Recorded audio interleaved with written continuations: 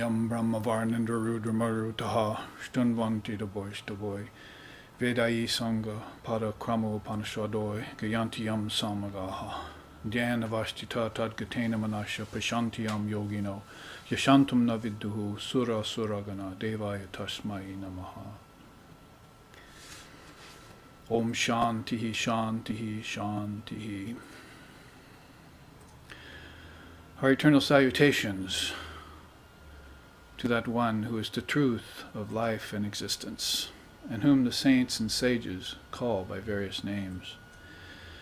Our eternal salutations to that one whose glories are sung in the various hymns of the different religious scriptures of the world, but whose infinite and undying grandeur no mortal mind can comprehend.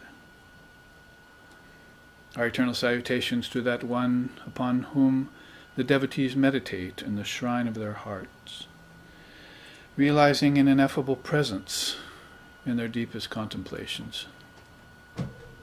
May he prompt our minds toward the path of truth and righteousness. May she reveal herself into our souls and dispel the gloom of death, fear, doubt, and darkness. Om peace, peace, peace.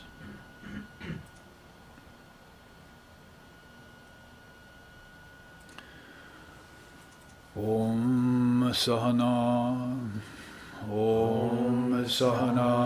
Vavatu Sahana Bhunaktu Sahaviryam Karvavahai Tejasvi Navaditamastu Ma Vidvishavahai. Om Shanti Shanti Shanti. May Brahman, the reality, protect us. May Brahman sustain us, and may Brahman illumine our thinking process. May we not find fault with each other, with the world, or with the teachings, and may what we study be a source of inspiration to us eternally. Om peace, peace, peace. May peace be unto us, and may peace be unto all.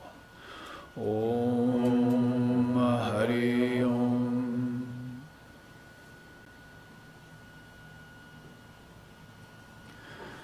May Brahman protect us on all three worlds, all three levels of our existence, that is, on the gross out external world, on the subtle internal world, basically of our mind, and of the causal world or transcendent world, which is beyond name and form, which consists of everything from Mahat and Avyakta, the unmanifested, all the way up to the indivisible Brahman itself, as we just chanted. And may Brahman also sustain us. That is, how does Brahman sustain us? With these dharmic teachings about Brahman. We chanted this morning out of the Vivikachudamani, Om Shuttehe Shattagunam Vidyan Mananam Mananadapi Nididhyasam Lakshagunam Anantam Nirvikalpakam. Some of those words ring bells deep within us, like Nirvikalpa. We all know that as the highest state of awareness, samadhi, or non-dual existence. But also key words in that sloka are mananam mananadapi nididhyasam. That is, shrutehe shatagunam mananadapi nididhyasam. So that's shruti, to hear, manana, to roll it around in your mind for a good long period of time, and then nididhyasa, to actually realize it. And that's the three proofs of truth for the enthusiastic aspirant after Vedic wisdom and ultimately leading to enlightenment. Knowledge has to end somewhere, and according to Krishna and the Gita, it ends in truth. If it's true knowledge, it'll end in truth. If it's false knowledge, mithya gyan, it's called mithya gyan, then it leads you back to the world of suffering, back to the world of dualities, or worse than dualities like pleasure and pain and life and death, to the world of fragmentation, scattered mind, where there is no peace of mind. And we know that Holy Mother said you need peace of mind first and foremost. That would be even to enter into your daily work, what to speak of enter into meditation or enter into the realm of the gods and goddesses or the saints and seers and sages. peace of mind is going to be a major requisite. So she said, never lose your peace of mind for any reason whatsoever. You'll have to sacrifice everything else for that in order to keep that. Peace of mind, you could say, is sattva, or pure sattva, as Shankara makes it distinction between regular sattva, which is just your basic healthy, happy life, and pure sattva, which is a desire for scriptures, desire to study like we're doing today in the Svetashvatara Upanisad and like we did yesterday, and the desire to meditate on those truths.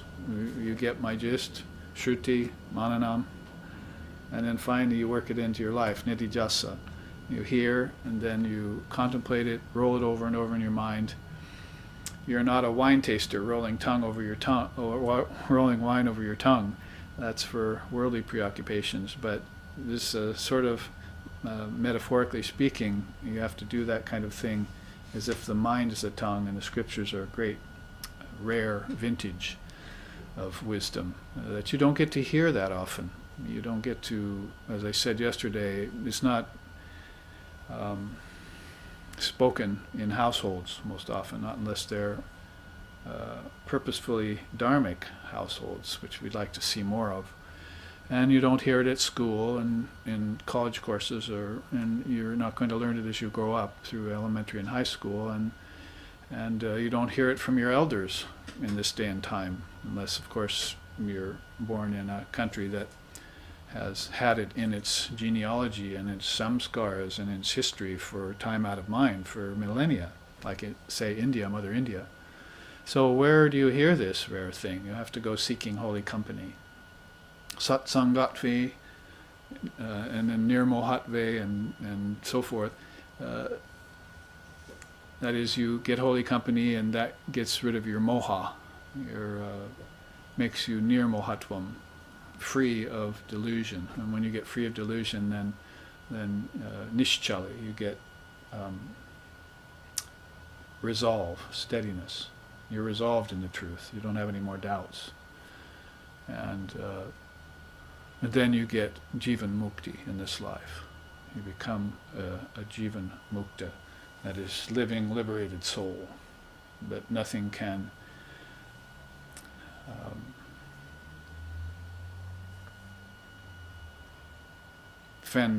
nothing can fend away. See, nothing. You're impervious to all sorts of insinuations of Maya that are there in daily life.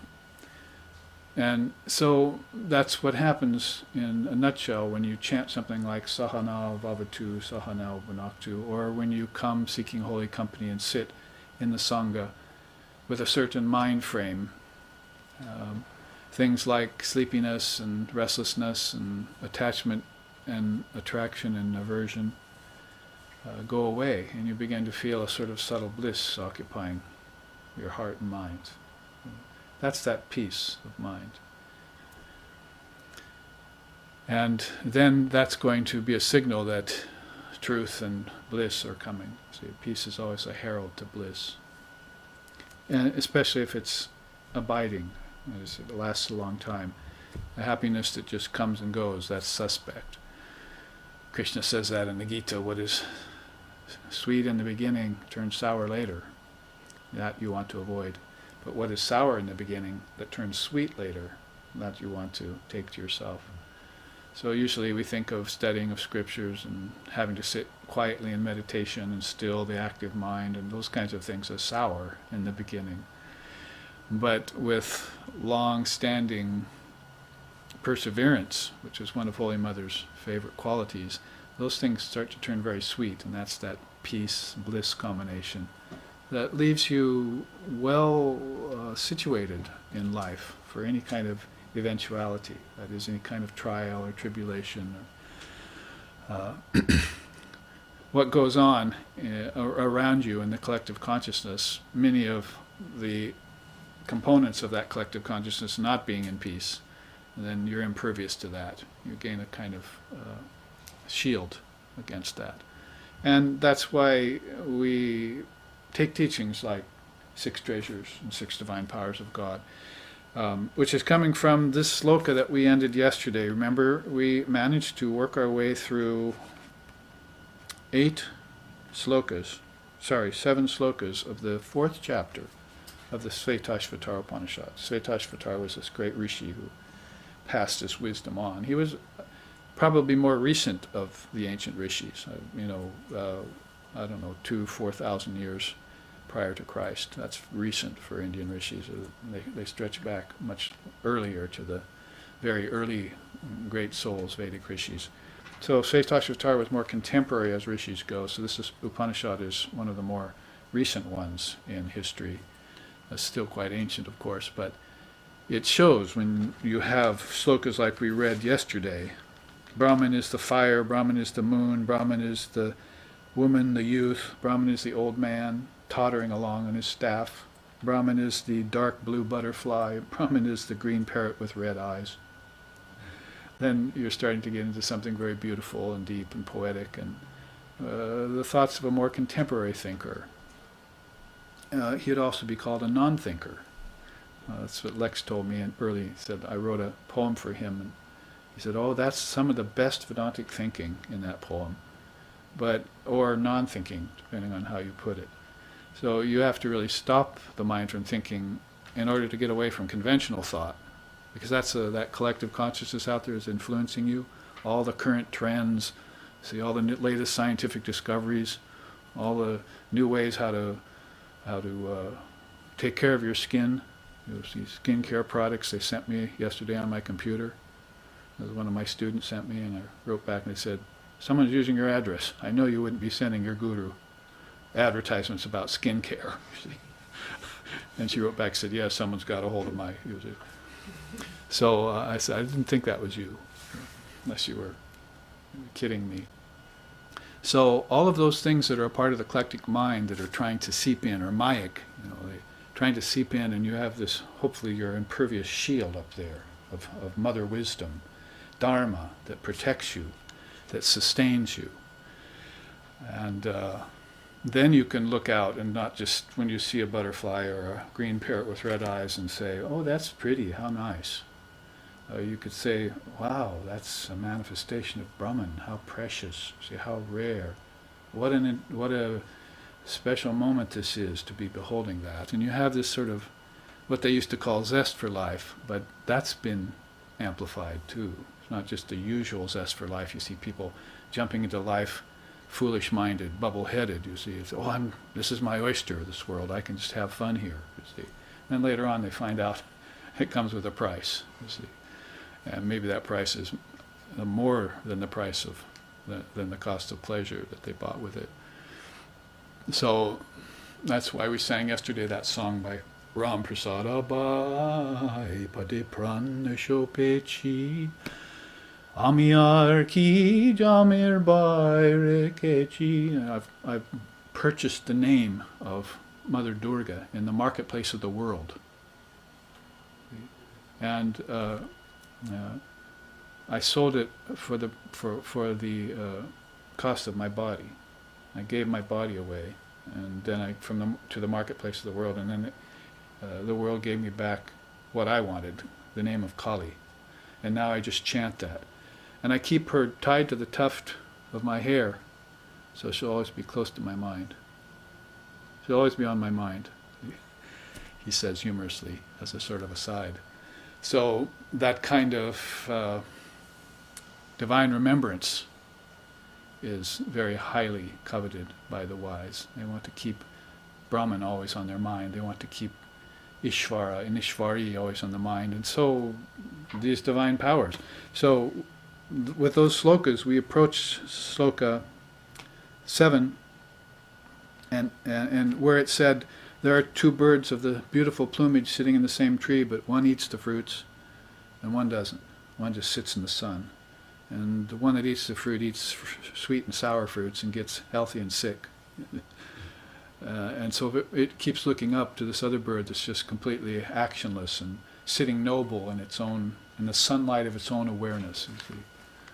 And then pretty soon gives up eating good and bad, that is virtue, vice. Except, because of Mananam, Shruti, Mananam, and Nidijasa, you see, it hears the truth and then it considers it, and finally it decides it wants to work it into its life, and it joins that upper bird. So that was all the analogy, famous metaphor really from the Upanishads. It's probably the most famous metaphor is the snake and the rope. Vedanta, if you go into the Vedantic circle, you immediately hear that. I heard actually a funny joke about that. Somebody told me that he met a friend who was really totally freaked out. And he said, yes, I was walking in the twilight, you see, and I saw a snake. And, I didn't know it was a rope. So I picked up a stick to beat that snake that was in the rope. And to my surprise, the stick turned out to be the snake. So you never know where Maya is going to come from, you see. So you can take these famous analogies, like say the late and great John Dobson did, talking about the teachings on Avarana and Vikshepa Shakti. He's a great sidewalk astronomer in San Francisco here. A lot of you probably knew about him, and used to attend Jaima music concerts and really supported us. And great thinker and Vedantist who was a monk for many years down at the LA Center, Vedanta Center, and he passed away. So we did a tribute to him in our recent newsletter, which is coming out any day now, which is being worked on. But he was one that was always going around talking about how they always teach Avarana and Vikshepa Shakti in Vedanta. They always talk about the veiling and the distorting power. But there's another Shakti out there called Prakasha Shakti. That's revelatory power.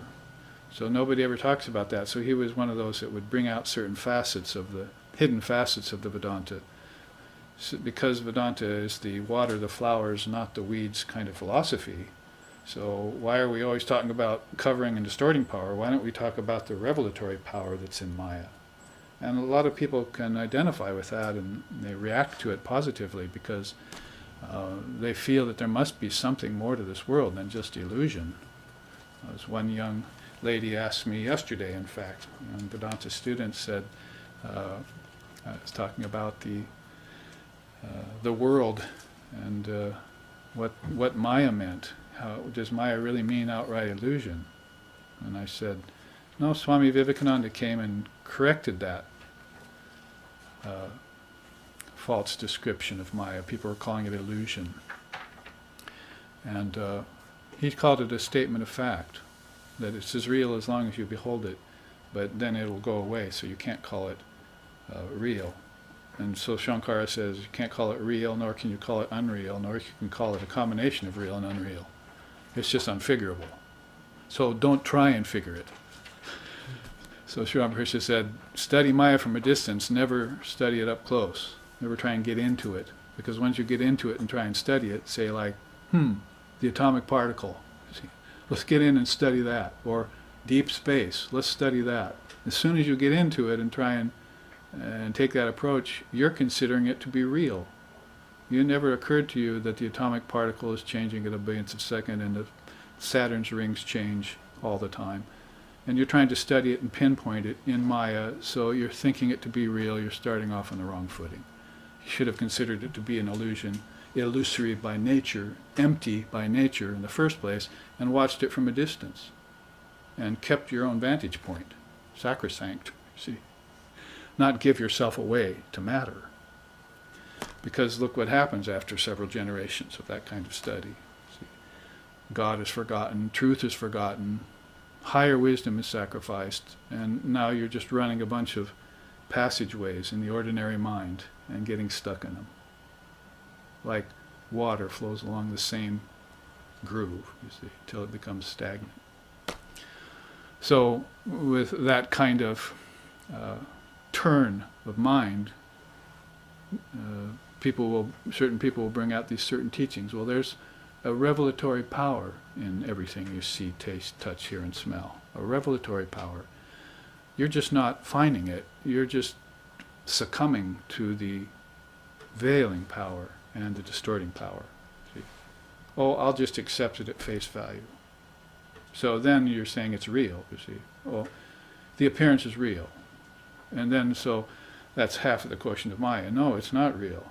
But then you say, look at it and you say, well, actually if I look at it deeper with an electron microscope, then it shows itself up to be unreal and changing. So then you conclude it's unreal. And then you start calling it illusion, and you've missed the point too, you see.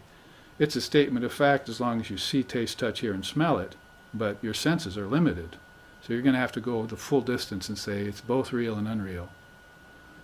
And then a combination of both. And it's constantly changing. And that's why Ramakrishna said, gave that famous story of the 5 blind man and the elephant. They all touch different parts of the elephant, and they conclude the elephant's a rope because one touched the tail. No, it's a tree trunk, you see, because one touched the leg. It seems like a big boulder to me, see, and they're all blind. Or the chameleon in the woods. One fella comes out and talks to his friends. I saw a strange animal in the woods. It was like yellow in that certain tree. No, I've seen there. I've been there and seen that tree. That's really red. It's not yellow. And they argue about the color of the chameleon. It's exactly what's happening with people making premature, or in this case, immature conclusions about the world of Maya. It's constantly changing. It's going to throw up every variation it possibly can in front of you. So you have to be steady. That's this mudra from Shiva. Chidananda Rupaha Shivaham Shivaham. Chidananda, I am the bliss of consciousness. Shivaham Shivaham, I am Shiva, I am the unchanging one. I am the Atman. And Maya resides inside of me like poison in a snake, but I never die from it. I never succumb to it. And so revelatory power is there. It's not, revelatory power might not give you what you're looking for. Sattva never does.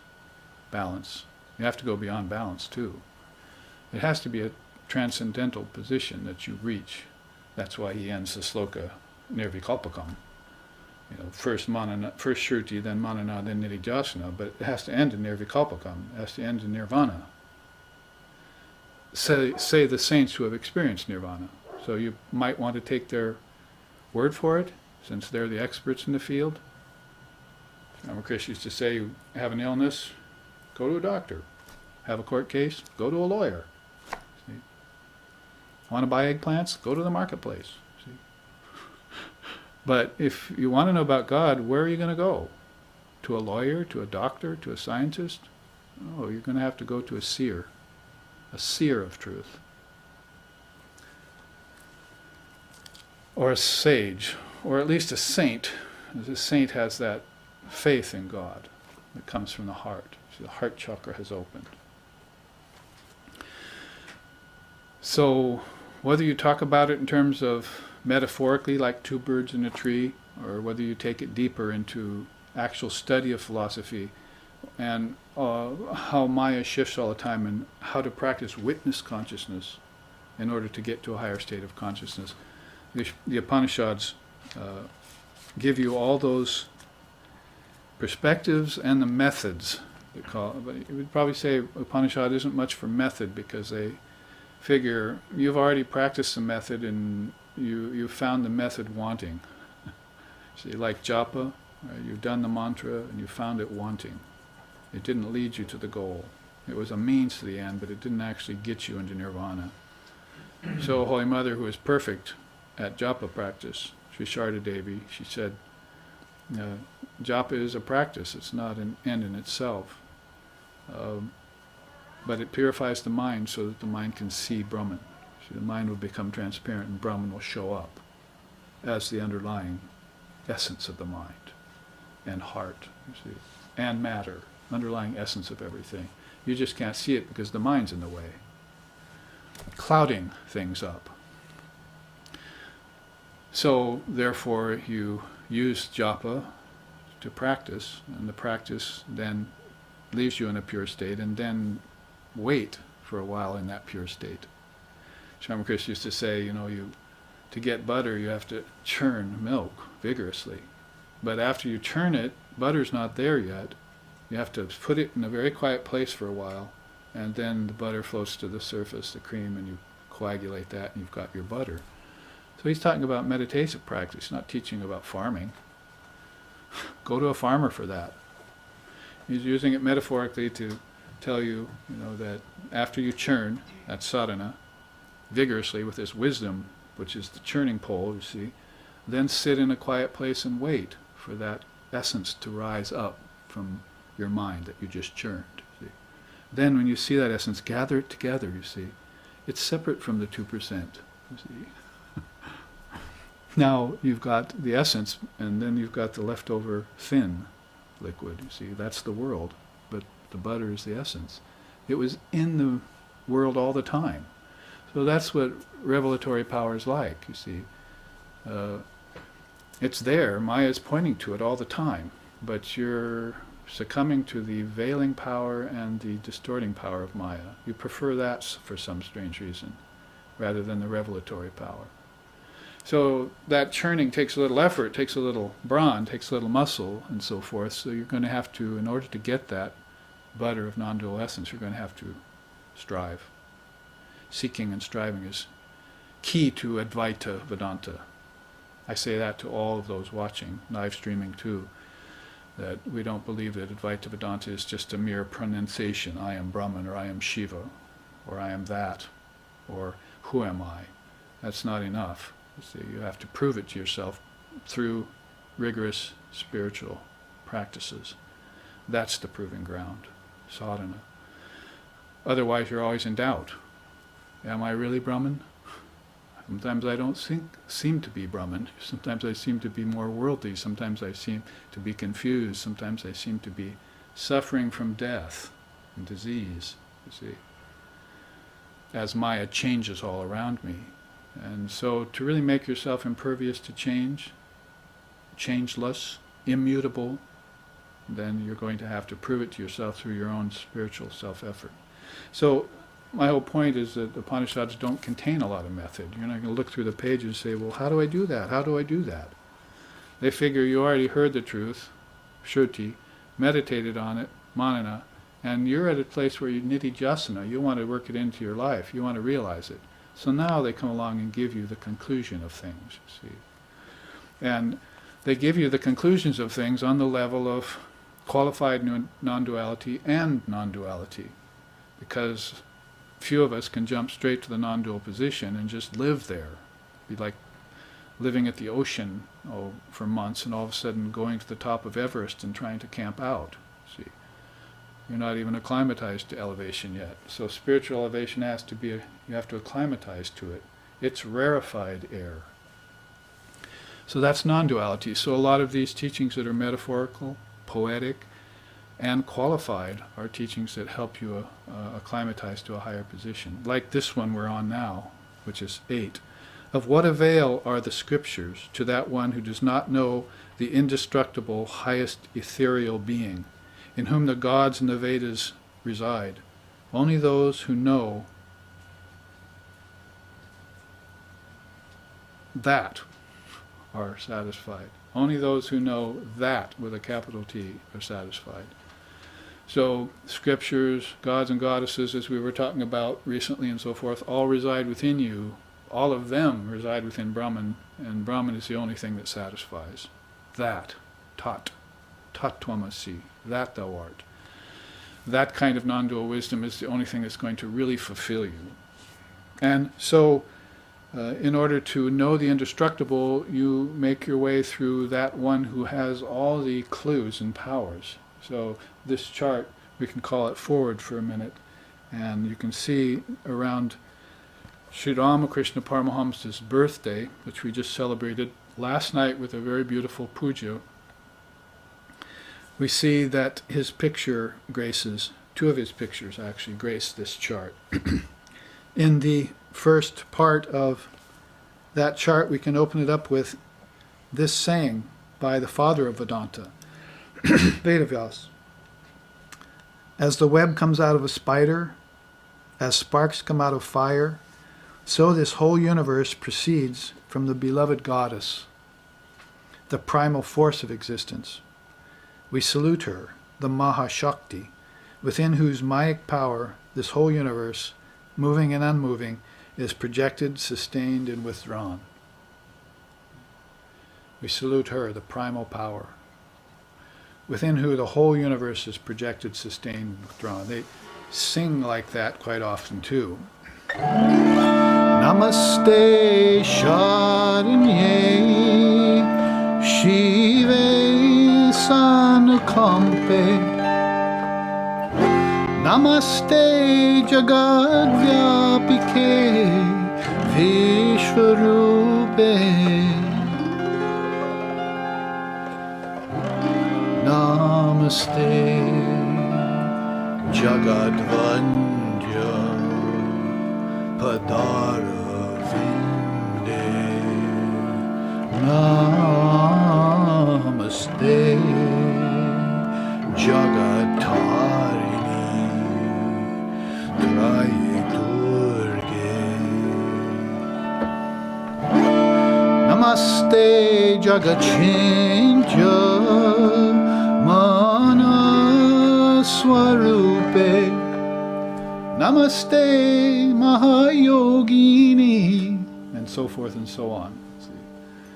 Namaste, salutations again and again to the Mahayogini, the great mother, to the great Tarini, the mother who is all compassion, to the one who is the refuge of all beings, to the one who is Shiva's consort, and so forth and so on. Everything they can think about mother, they'll present to you in one way or another,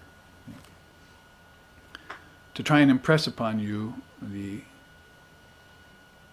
underlying importance of finding that hidden oil in the sesame seed, see, that hidden fire and wood.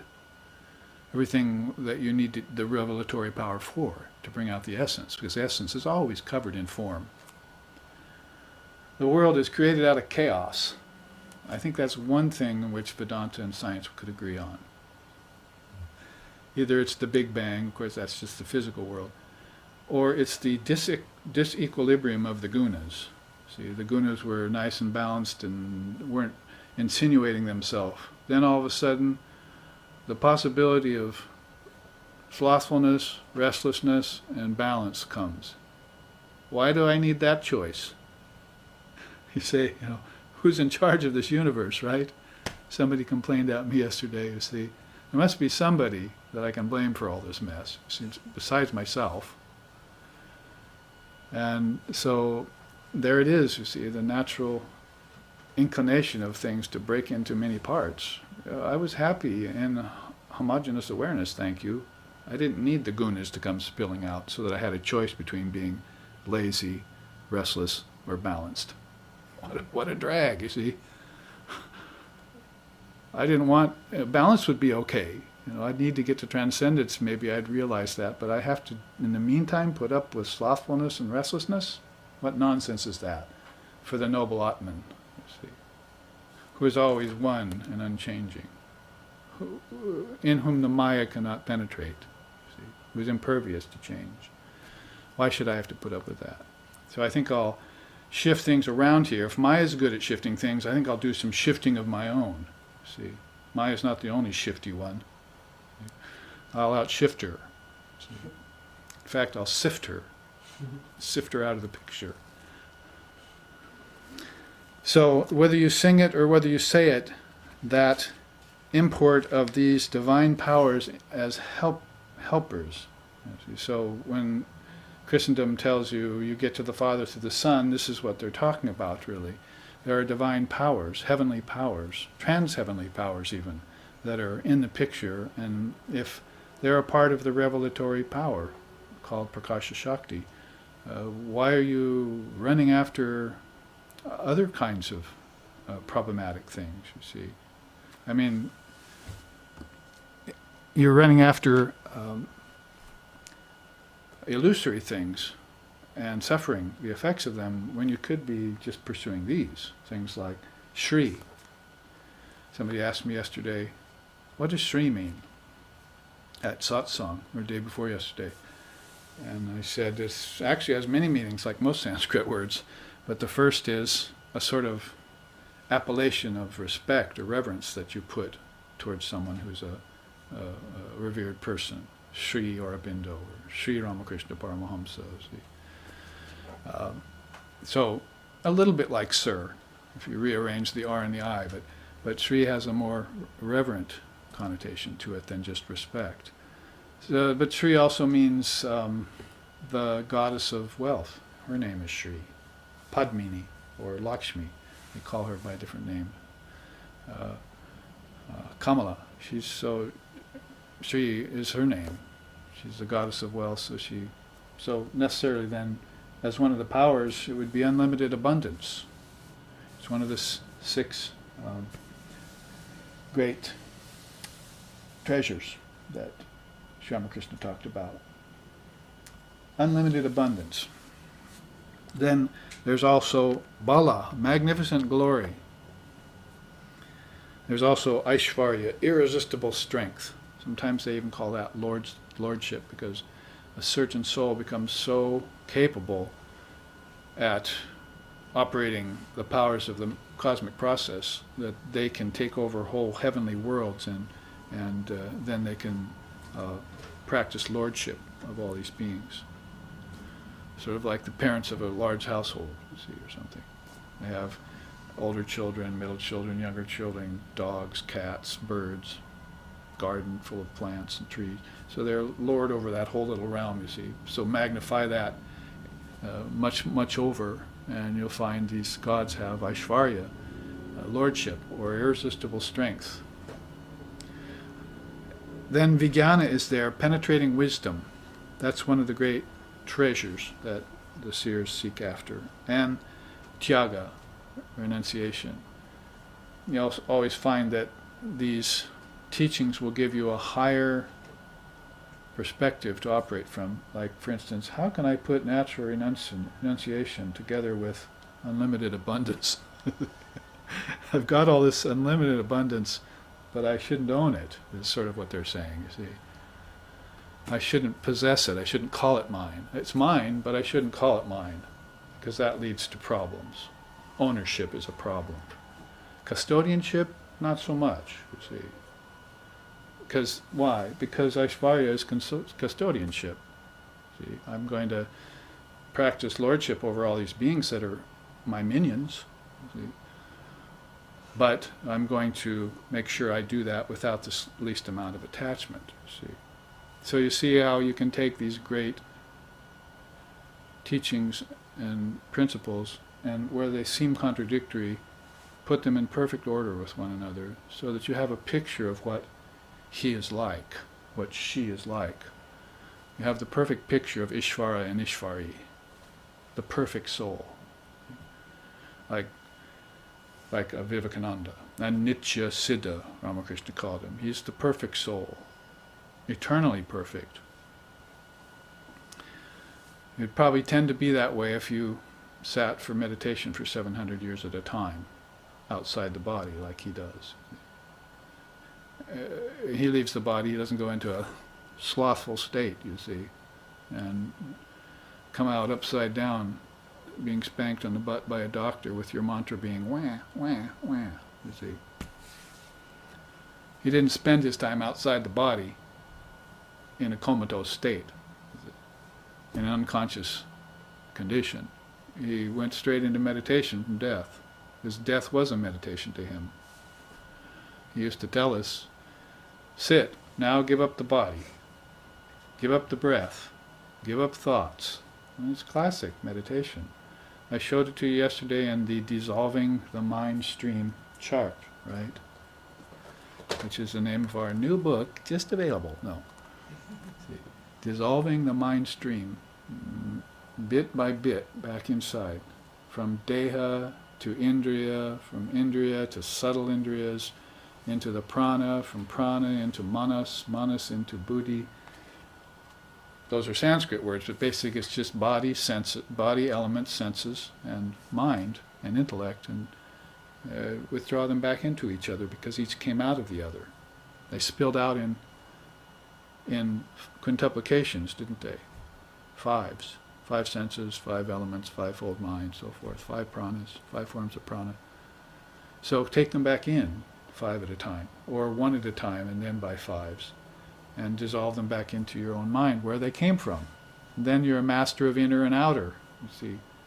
Om Drishyam Pratitam Pravilapayan San Matram Anandaganam Vibhavayam. Samahita san bahir antaram va. Bahir, the outer, antaram, the inner. Why, just like I had three choices for gunas, why do I have to worry about outer and inner? What a drag. I should instead render them into one indivisible state and meditate on that state and pass my time contentedly and be free and give up thinking about outer and inner. You know, first I had to practice a little discrimination to sift the wheat from the chaff. All right, that's a given. That's even in the Upanishads as a method. If they give you any method, it's viveka and vairagya. See, those are the first two jewels of the treasure. So you separate the wheat from the chaff, and then you know what's outer and what's inner. But then you see that the outer has come from the inner. And then you say, well, they must be the same thing. In other words, the outer is made of solid objects, and the inner is made of thought. Objects came from thought. Duh. I just stumbled upon the Prakasha Shakti. Let's see. And she just told me something. Now I have to take it seriously, meditate on it. So, antaramva, kalam yetaha sati karma bande. Now pass my time contentedly, destroy my karmas, and be free. Based on that knowledge. Knowledge is what you do to get, what you attain in order to get rid of ignorance. Nahi gyanena sadrishyam pavitram miha vidyate. The greatest purifier in all the worlds is knowledge. That gets rid of your ignorance. So once you have knowledge, you must affirm that knowledge is mine. That knowledge is true. I've tested it. The seers have tested it. I've run it by my guru. I've looked at it in the scriptures. Jesus said it. So there's no reason to doubt it anymore. Now let's make it my own. See? I've been playing around with mine all the time, haven't I? Be my Valentine yesterday. People were sending them left and right. Be mine. Did you ever turn to your Atman and say, be mine? Or did you ever say, turn to that inner wisdom that you still have some doubt about and say, be mine. Be my Valentine, Mother of Wisdom. I'm courting you. See? Send her a note. Dear Mother, I really love your wisdom. Signed, your son out here in Maya in confusion. See? And then have her deliver you a Valentine in return, in the shape of a heart, of course. At least they got that right. See? So, court that mother wisdom and make it your own. And what I'm saying is stand up and affirm it as your own. Don't just let it kind of hang out in the periphery of your mind as something that could be your own, or maybe it's not my own. We just said, Shruti, here, Manana, meditate it, roll it in your mind, and Nididhyasana, realize it. How come I never get to that third step? See? I always court it, but I never marry her. See? So, these six, and the sixth one is Tejas, awesome splendor. It's a light. In fact, Tejas is what happens at the very end of the Kundalini process. You eat food, you say your mantra over it, you do your spiritual practices, and all the time the energy is in you is changing. This is real energy work, as we were talking about this morning after meditation. That's real energy work, not the body work. That happens to do with things that shouldn't be there in the first place. But this real energy work of Kundalini, chakra to chakra, is very profound. And so as it rises up the spine, based on eating good food and saying the mantra over it, purifying it, and then taking the remainder of that energy and sublimating it by practice. That is, it's a very subtle thing that can't really be seen, hard to explain it too, but by eating good food and meditating and doing the mantra practice, what you're doing is sublimating the energy. It's happening. What you're doing is changing your mind's way of thinking, and that it secretes an unseen essence, see, that will help this energy refine more and more. So you can't see it happening. But you can feel it over time if you persist. And so that turns into what's called ojas, and ojas turns into tejas. And that's what you see when you see this awesome splendor of a Buddha or a Krishna and so forth. This tejas has been fully realized, and the whole process has been a process of sublimation that's culminated in enlightenment. These chakras are open, not just the heart, but you see people sometimes with heart chakra openings, but very rarely do you see people with the 5th, 6th, and 7th chakras open, like in the case of Sri Ramakrishna. Now let's look at the 6 powers of God. You are the first one. This is really one of my favorite teachings. I like this chart very much, even though it's an old one, a war horse, and we show it a lot. Nonetheless, it shows you the powers of God are living beings, are powers of God. If they started looking at themselves like that, it would be a much better place to live, wouldn't it? I mean, much higher would be to look at yourself as Atman, but who can do that? Again, you say it, you think about it, but you can't quite realize it, see. So maybe it would be good to not set your sights so high yet. Just know that you're the Atman based on what the seers have told you. But maybe I should set my sights on telling myself, I'm one of the powers of God. I'm one of his arms, or I'm one of the hairs on his arms, depending on how much credit you give yourself. See? One of his toes. See? I'm aspiring to be, his right hand. See, I'm going to sit near the right hand side of my Lord.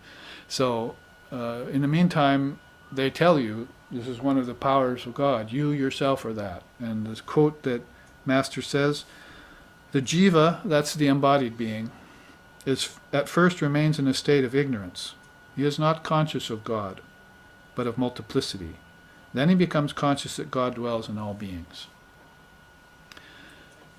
It's better if you find it first in yourself, and then you can see it in others, but quite often it's the case that you start seeing it in others, like in your guru, or in an avatar, or maybe even in a great teacher or a parent, somebody that you really admire, and you see good qualities there, so you see at least aspects of God shining through them.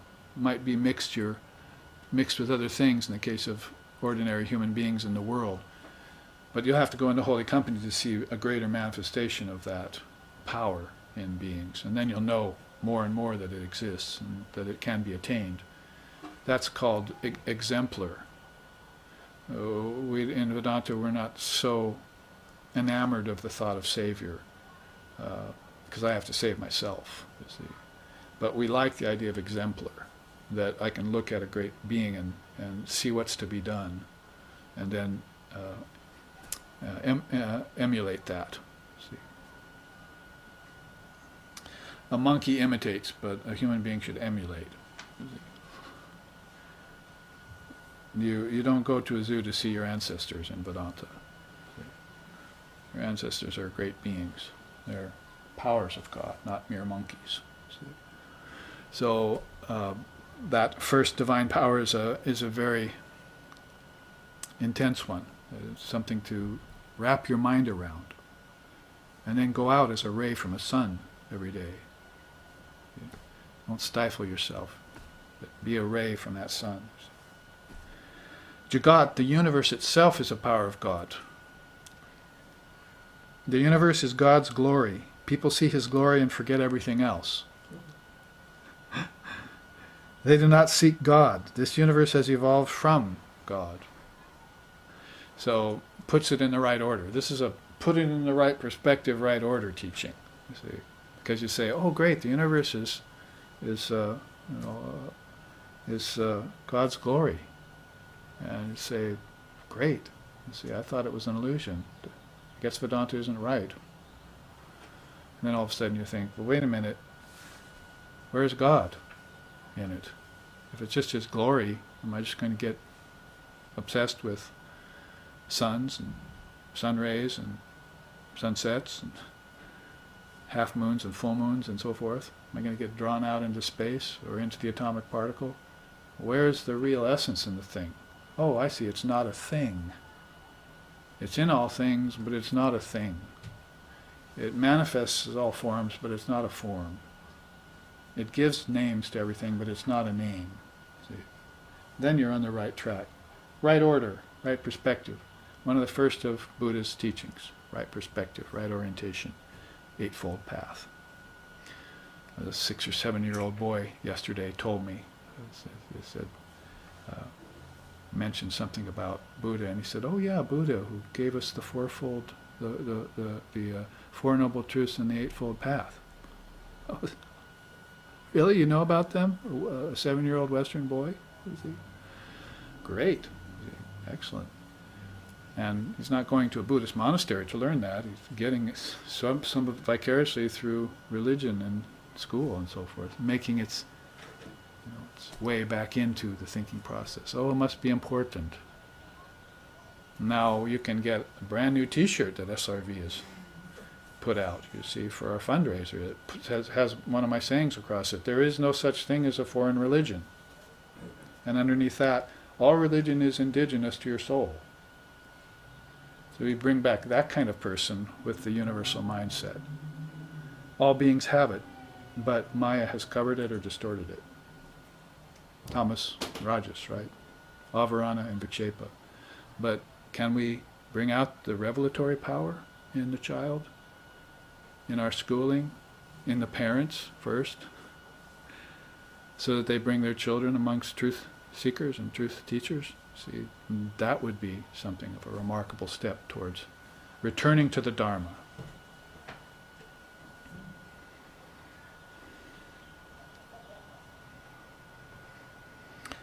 Manas, your own mind, is a power of God. I don't think anyone could probably really argue with that unless they don't believe in God, and then they would just say Manas, mind, is a power. Either way, Shakti is there. Shakti is power. He says, regardless of the path one follows, yoga is not possible until the mind is stilled. Not that kind of stilled, where you're going to sleep, but where your peace of mind. See, that's what you're seeking, right? So you have to practice it, and it'll come to you. The mind of a yogi is under his control, and so therefore a mind of a yogini would be under her control. He is not under the control of his mind. So that's what they mean by a mind that's truly powerful. It's been placed in service, like a mule. And it's going to pull the intellect and the ego right to Brahman. It's the chariot, as you might have noticed in Krishna's teachings. 5 horses are pulling the chariot. The 5 horses are the senses, and chariot's the mind. But there are occupants in the chariot. There are also reins going from horses to the chariot. What are those signify? 5 reins. Senses. No, the senses are the horses. Over control over the senses. Yes, which means prana. Yeah, over unseen things. See, here's the unseen again. We don't know why we see, or why we hear, or why we touch, and why we taste. We don't know that. It's prana, that's why. Prana makes us move, prana makes us see, prana makes us act, prana makes us think. So first find the prana, affirm it, get a hold of it like the reins, and pull in the senses. And store up all that power that was going out only, bahir, and pull it in, antara. See, he's called antaryami, see, in the tradition. Antar means the inner ruler. Anything that's inside, that's subtle, that can't be seen, antaryami. The inner ruler, immortal, seated in the heart of all things. Residing there in the heart, you see. So these powers, you see how important they are to connect them to the heart. The conversation you and I had day before yesterday, all day we talked about it really. How mind and heart intersect. Meda Kendra, Jnana Bhakti. See? How the 2 wings of the bird work together to help you soar. So, important, these teachings, and important to connect them to what's happening to you in your life. Even much more important than the chariot then would be the occupant, and that's the intellect. The buddhi is a great power.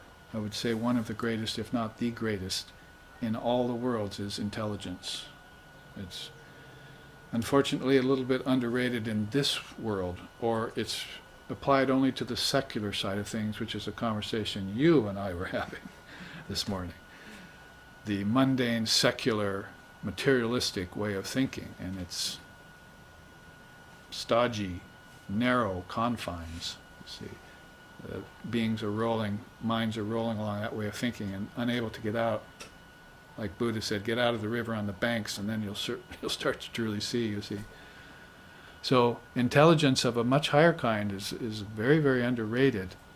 Higher knowledge, higher wisdom, scriptural wisdom would be a good start there. And whereas Swamiji does say, in books and temples vain thy search, he says it's good to be born in a religion but don't die in a religion. It means you need to go beyond books, temples, and religions in order to get the truth that they had. Because there was no Christianity when Christ walked the earth, or Buddhism when Lord Buddha was here, see. Not amongst the people. Those things, of course, are eternal verities, but they're eternal verities back in the mind with its intellect, see. Its intelligence, that's where you find them stored, like seeds. We talked about that yesterday. Unmanifested nature, everything's stored as seed. But make sure that you don't become a seed stored in unmanifested prakriti. The soul is not a seed. The soul's the sower, you see, of seed. So people who die in ignorance, they go to unmanifested prakriti too, and they don't have an afterlife, if you want to use a sort of term. You see, they have just a blank, and then they're born again and not know where they came from, who they are, who they were before, what they knew before. Is that the way it is? We just start over every time, without taking stock or recourse to what we've stored up in the past. Truncated existence like that, separated. See. Like on a manufacturer's belt, everything's just cut into portions, you see, marching along the same route?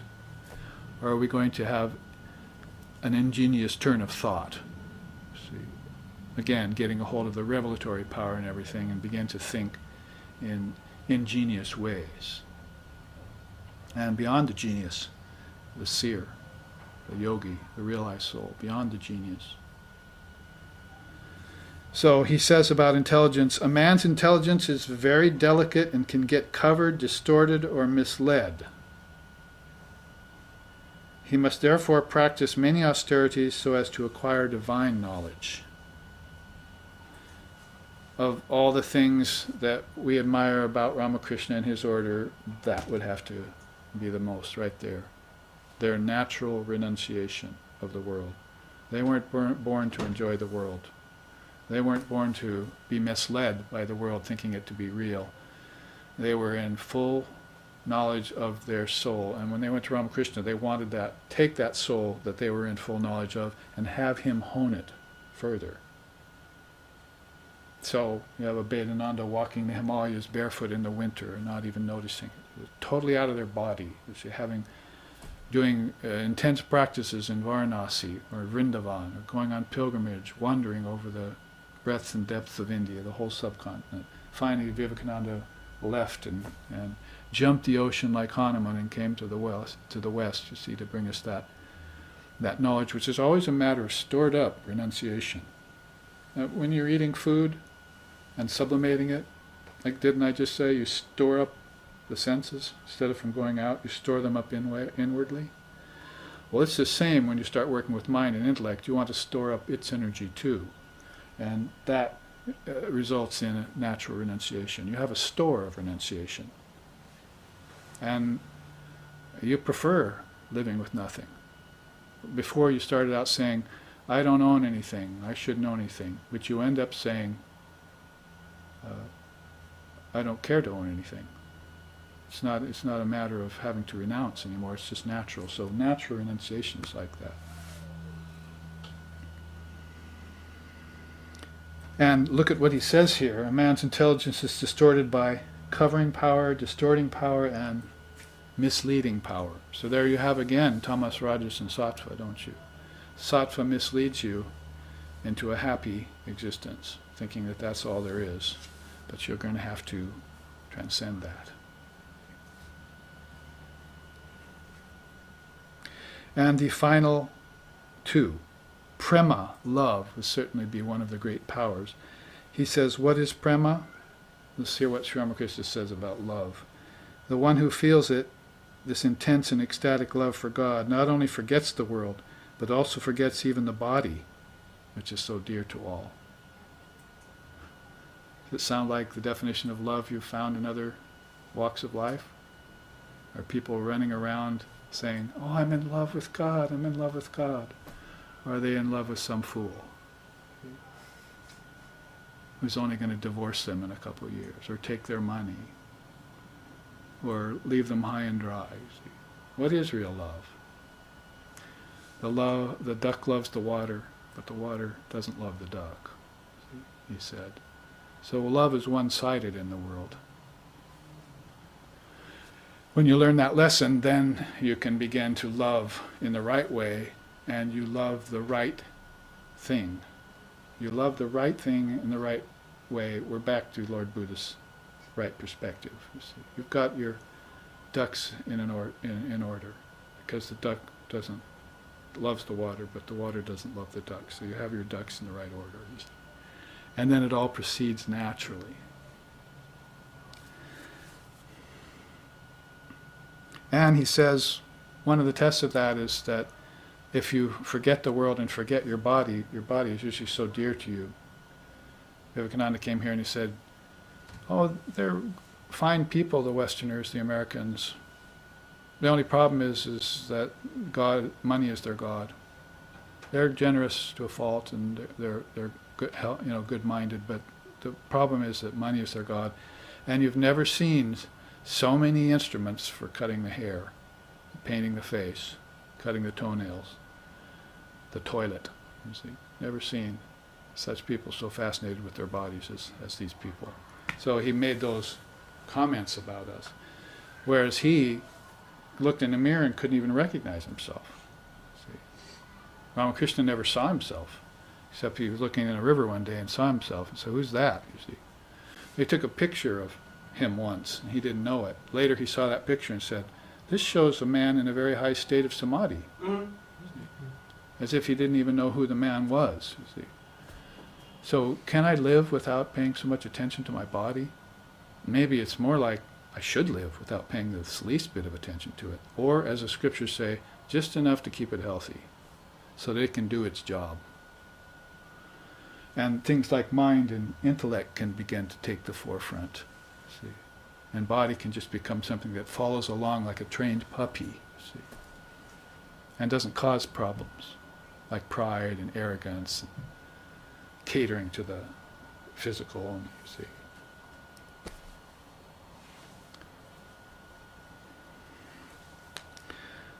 So that body which is so dear to all. Jnana, knowledge, is the last one. Intelligence, devotion, compassion, renunciation, these belong to the realm of true knowledge. With these, a man comes near to God. One more step, and he attains God. So Sri Ramakrishna also used to say it's like a staircase. Once you get to this certain level of realization of God, you're just one step away from seeing God face to face. That's a very auspicious, precious moment in a chain of people's lifetimes. Very auspicious moment. And it's rare to see and rare to experience yourself. So, what do you think? The 6 treasures and 6 divine powers, a helpful teaching to you? And what he says about them? And how he exemplifies them too. A very beautiful way of operating. There's actually a beautiful song about Sri Ramakrishna that they sing sometimes. It goes something like this. Banga Hridaya Gomukhi Hayate Karuna Ganga Bahya Jai Eso Chute Esho Kesho Manam Shushka Kanta Pipasai Banga Hridaya Gomukhi Hayate. It's almost Muslim influence. You see it. Hi, ya hi, ya hi, ya hi. Do zikr around a song like that. See? Banga Hridaya Gomukhi Hayate. Bubbling up from the very heart of Bengal, the sacred Ganges is streaming compassion upon everyone. Take heed and come forth, all ye who would drink its sanctifying waters of eternal life.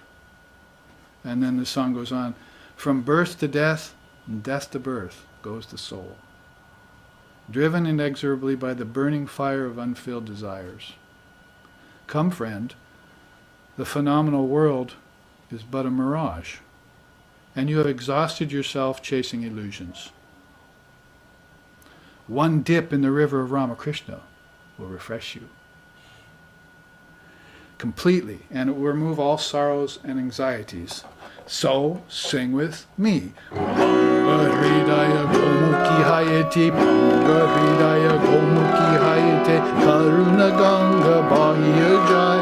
Eso Chute Esho Kecho Manam Shushka Kanta Pipasai Hridaya Gomukhi Hayate.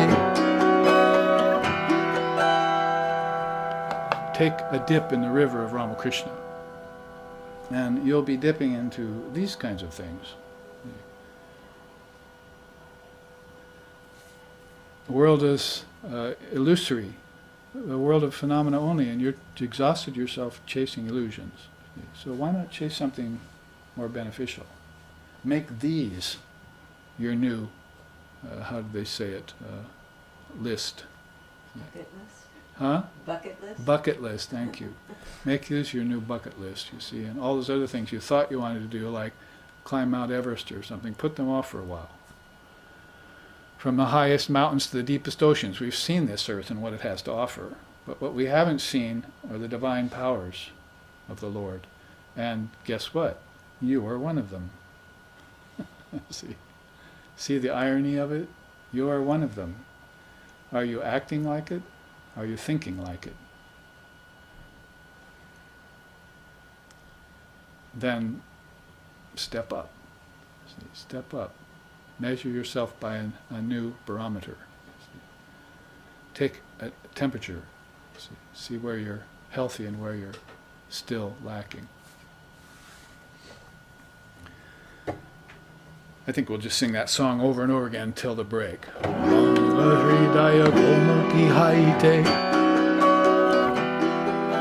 Bubbling up from the very heart of Bengal. Where was he from? Bengal. So take a dip in the river of Ramakrishna. Now, we have covered that sloka pretty thoroughly. We can probably do one more before the break, and that would be sloka 9. The Lord of Maya protects the Vedas, the sacrifices, spiritual practices, past and future, religious observances, all that the Vedas declare, and the whole world including ourselves, projection of Brahman. The other again is bound by Maya in all this. So, though all of these things are projected by the Lord, all the way down to Jagat, the universe, and the worlds, we remain in Maya. And we don't know where it came from. See the beauty of it all.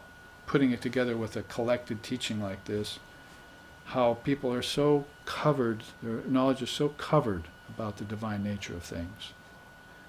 We intuit it, we talk about it once in a while, we think about it quite often, we desire it most intensely, a world full of beauty and love and spirituality and compassion, don't we? But the very fact is that it's all a projection of Brahman, from the highest to the lowest, from the most benign to the most malicious.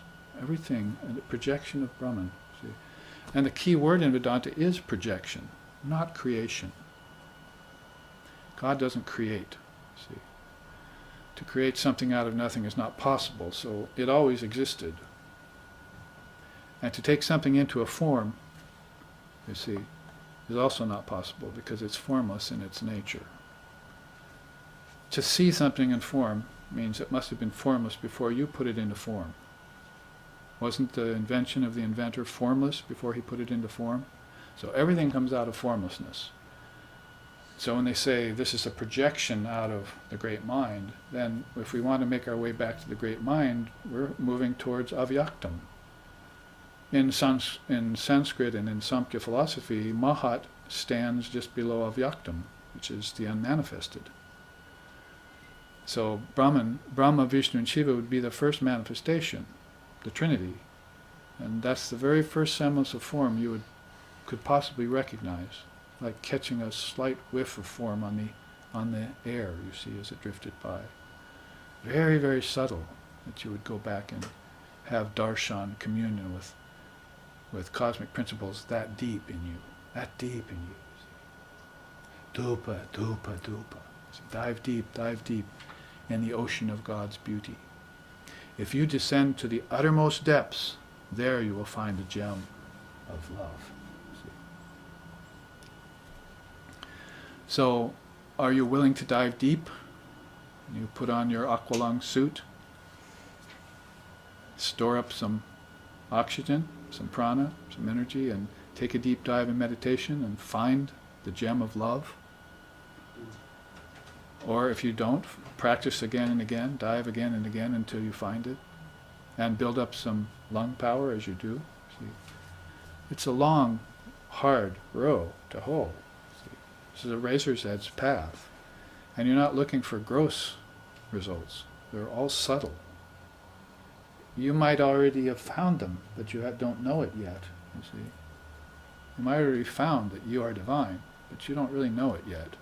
You're one of the powers of God, yet you're not stepping up and admitting it, affirming it. You won't let yourself deserve that. You won't give your permission, you see, for it. And you think it has to be earned or something, but the victory's already been won. That's one of the statements out of the Mother Scriptures. The victory is already won. She's won the battlefield. The ego lost. And proven when she sends someone like him to the world. That's why we say, Jai Shri Ramakrishna. Everyone say it. Jai Shri Ramakrishna at his birthday and his puja last night. We said it over and over again as we waved the 5-flame lamp in front of his image and fanned his image with the chamara, see, and offered flowers and garland to him that was made by our own hands out of the elements of nature, purified the mind and senses, did everything to him. We're really saying victory to you. Is that some sort of hero worship? Or is it just saying the battle's already won and we just haven't been there to see it yet, you see. We're in the battle, yet we don't see the mother winning. We are her weapons. See? We are her tools. The Jivatman, the embodied soul, is the proof of God's existence. Where else are you going to find God? On a cloud? Up in the sky? No, Vivekananda said, you're going to find him in your own soul. That's where you find divinity. And that's what Advaita Vedanta is all about, just proving that one thing to you. If you can just meet on that meeting ground with that one fact and understand it, then you'll be like him, coming once a week to hear it. He loves to hear it. But, for most of it, it's a matter of letting it gel, settle in, and mature. See, the earlier you hear it, the better for you. Earlier you hear it, the better for you. Like at 12 years old, see, or younger. How many years is it going to take to really quintessentialize into some profound realizations and begin to see yourself in it all?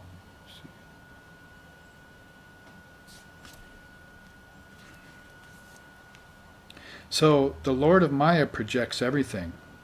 That's the gist of this sloka, including ourselves. But people remain bound in Maya. And that's why I put this up. See, 3 types of bondage, 3 types of liberation. This is one of the most ancient teachings on the subject from Samkhya philosophy, or Lord Kapila. And some of his quotes are there. Let's look at it before the break.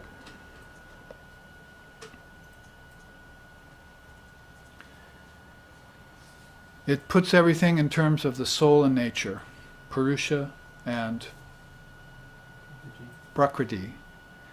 Purusha is pure consciousness, an ever-aware spiritual entity who, through connection with Prakriti, assumes jivahood. Nature's part in this is that it's the bond-slave of the soul, so it will contribute form. The soul is formless, the world has form. So put them together and you're going to have a combination of Purusha Prakriti.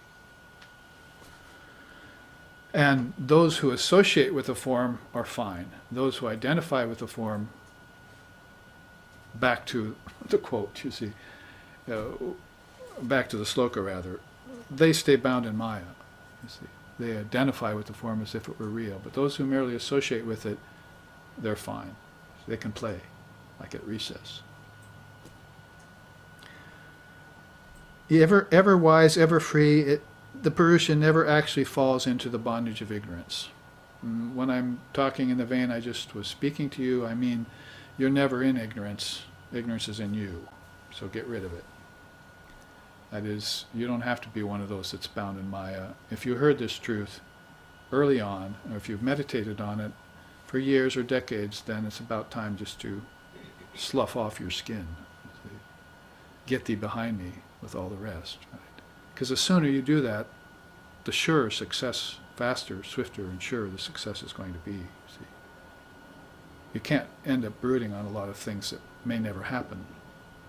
So get all of that behind me, as Christ said. That's devilish, see, and let's concentrate on the divine and just watch how our life changes for the better.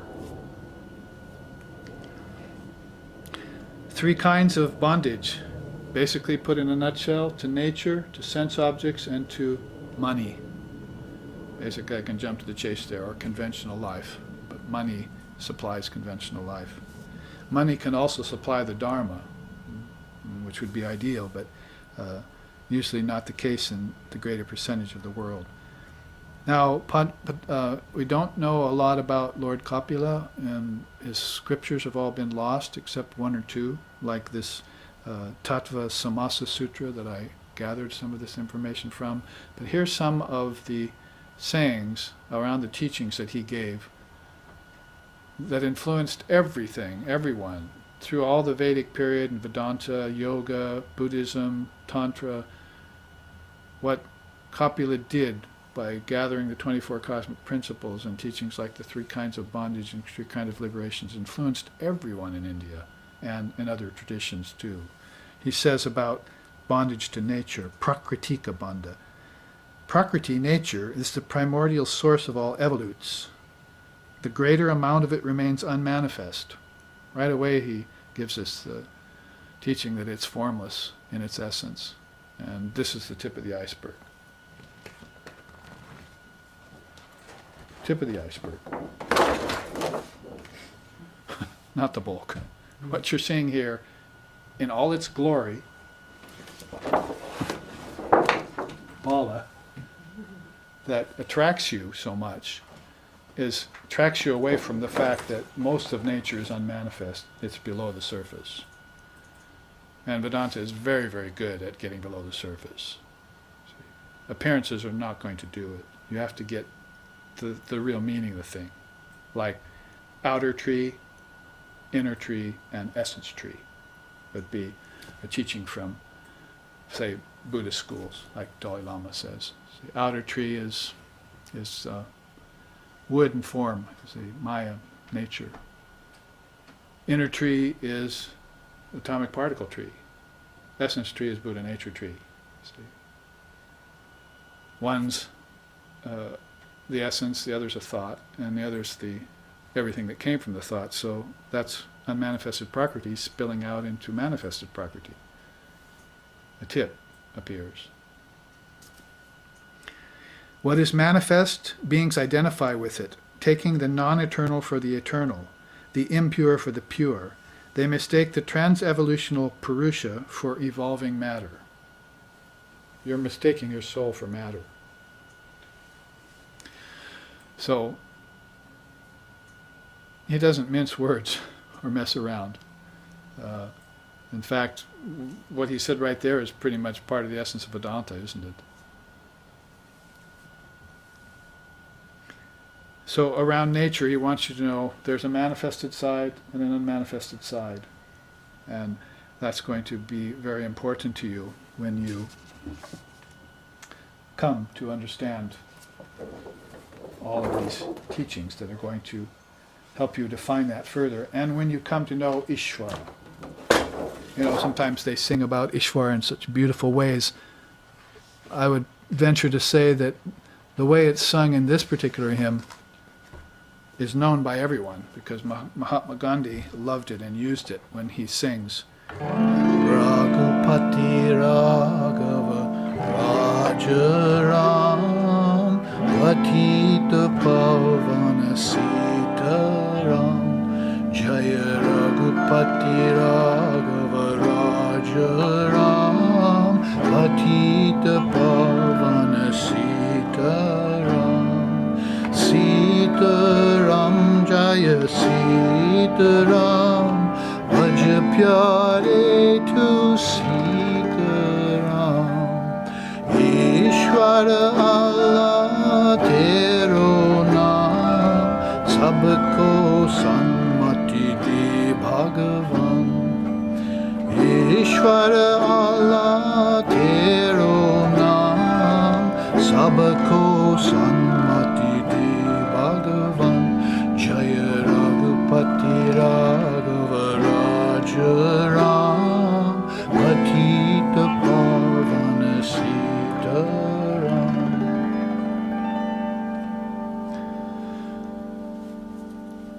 So, Ishvara, Allah, Teronam, whatever name you call that reality by, Ishvara or Allah, that is the Lord, Bhagavan. You can call it Bhagavan. So Ishvara is a very important element, because that is the Purusha you're talking about at a grand level, because usually Purusha has been allocated to the individual soul, you see. But when you get to the collective and to the cosmic, you have soul of great proportion, great wisdom, great compassion, great love, and they're all in possession of those powers, those divine powers that we just talked about. And those are what you should be going after if you're seeking spiritual life. The 8 occult powers, forget them. Levitation, becoming invisible, see, dominating over other beings, forget those things. The 8 occult powers are like crow droppings by the side of the road, Sri Ramakrishna said. But the 6 powers, those are different kinds of powers. Those have manifested from great souls who know how to use them. So in this chart then, talking about bondage to nature, we have to know that it's manifested and unmanifested, and that everything that's unmanifested feeds the manifest, and the manifest goes back into the unmanifested. And this is why this arrow is here. It's a constant cycle. Some icebergs never melt, Sri Ramakrishna said. They just persist and grow and melt and grow and melt. So in that Arctic Ocean of Nama, Rupa, Desha, Kala, Nimitta, name, form, time, space, and causation, or karma, that's always going on. But the Ishvara stands at the apex of this, you see, and looks on that process. That's what you should be doing. Remember the 2 birds? Ishvara is that upper bird, and the Jivatman, you see, is that lower bird that still hasn't made up its mind, isn't in the right perspective yet. Hasn't got his ducks all in a row perfectly yet, see.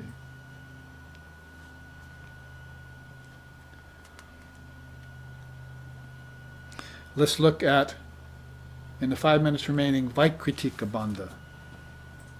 This is all coming off of that sloka number 9 in chapter 4. He says, the various incapacities of mind and intelligence adversely affect the 5 cognitive and 5 active senses, subjecting them to ignorance and turning them towards the 9 complacencies and away from the 8 great accomplishments. The 5 major hells then take root, and life under the mantle of the 3 kinds of pain ensues. That one paragraph is classic, because these are all his teachings. 5 kinds of hells, the 3 kinds of pain, the 9 complacencies, and the 8 great accomplishments. Those we have left from Tattva Samatra Sutras, Lord Kapila, and we've given teachings individually on them. I've composed charts on them so we can look at them. For instance, the 8 great accomplishments are attaining peace 3 times.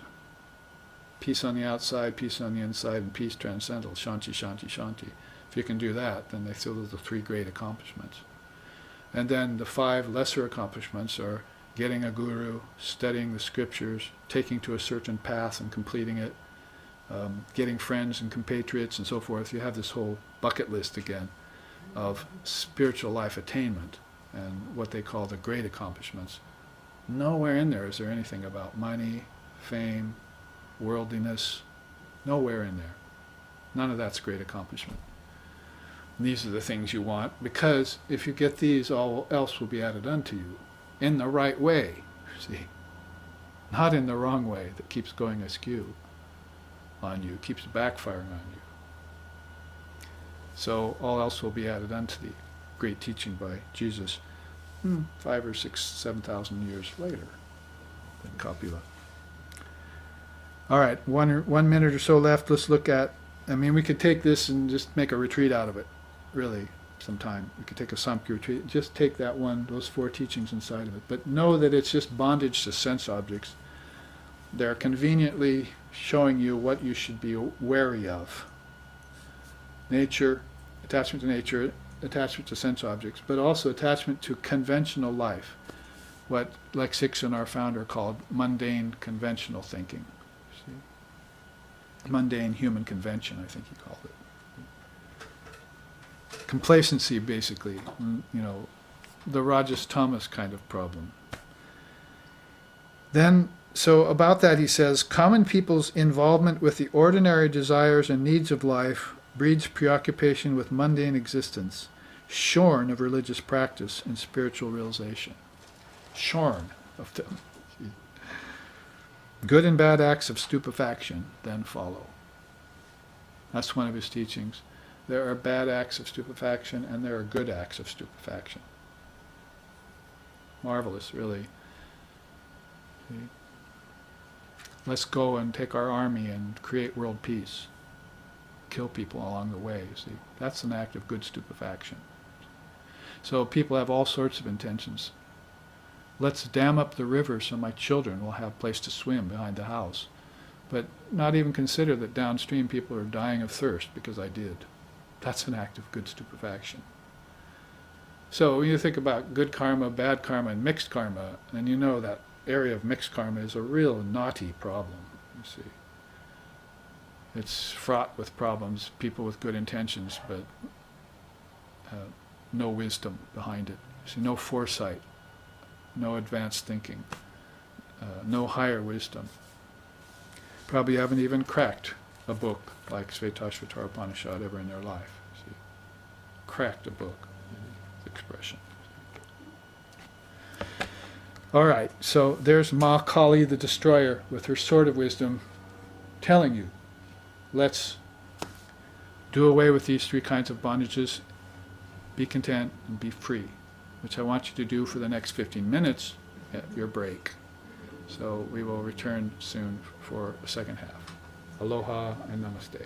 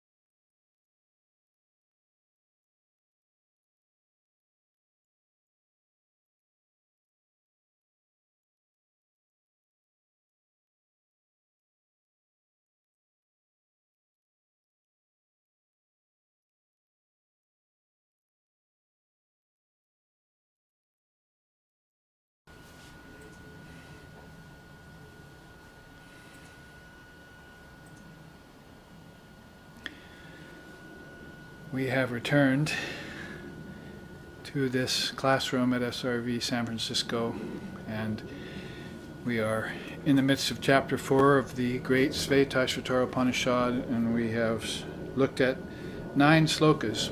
We are on the 9th, and that 9th sloka has brought up the teaching of the Lord Kapila around the 3 types of bondage and the 3 types of liberation, which is on the chart on your left.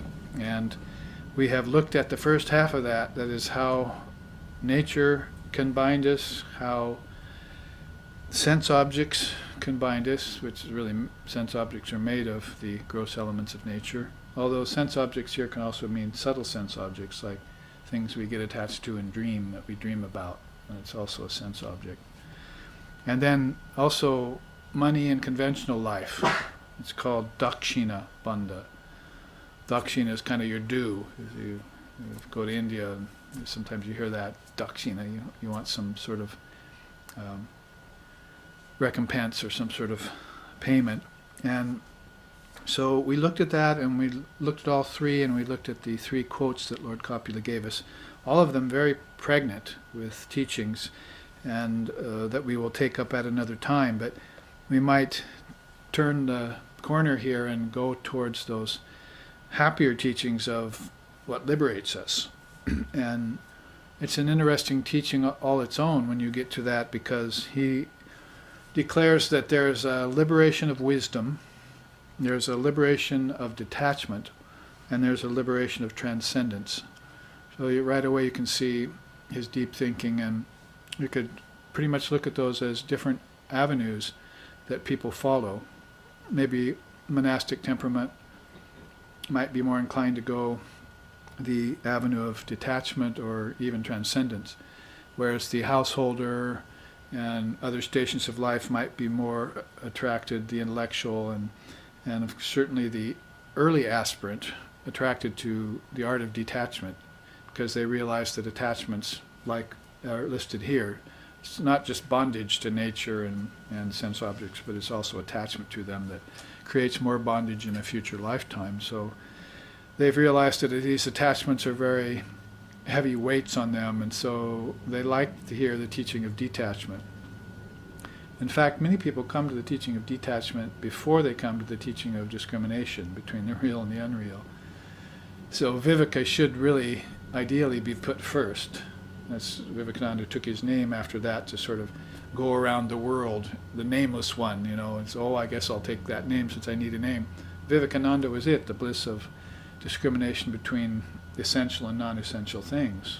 And so that's a very good teaching for people, but a lot of people don't complete that teaching before they jump into detachment. In much the same way that people jump into meditation before they, say, complete the yamas and niyamas, which we were looking at yesterday on the tree of yoga. Remember, we had, those of you who are here, we had the tree of samsara on one side, the tree of yoga on the other. And the roots of each tree were very different. Tamas and so forth was the root of the tree of samsara, but the root of the tree of yoga was ahimsa, non-violence, and truthfulness, and non-covetousness, and non-giving and receiving of lands and gifts, and tapas, which was one of the glories of God too, you saw. Those kinds of things, some people never really start into them, some of them, or even complete them, like, say, study of scripture, Swadhyaya. Before they start meditating, they say, oh, I want to skip all those words. And then they start meditating, you see. And so their meditations sort of lead them accordingly. Sometimes they try and jump from the lowest step to the highest step, like, say, to transcendence, without having understood detachment, or maybe without having accrued any wisdom. So it's not that these, on the other hand, are completely separate paths. Sometimes we're following all 3, but we're doing it in stages.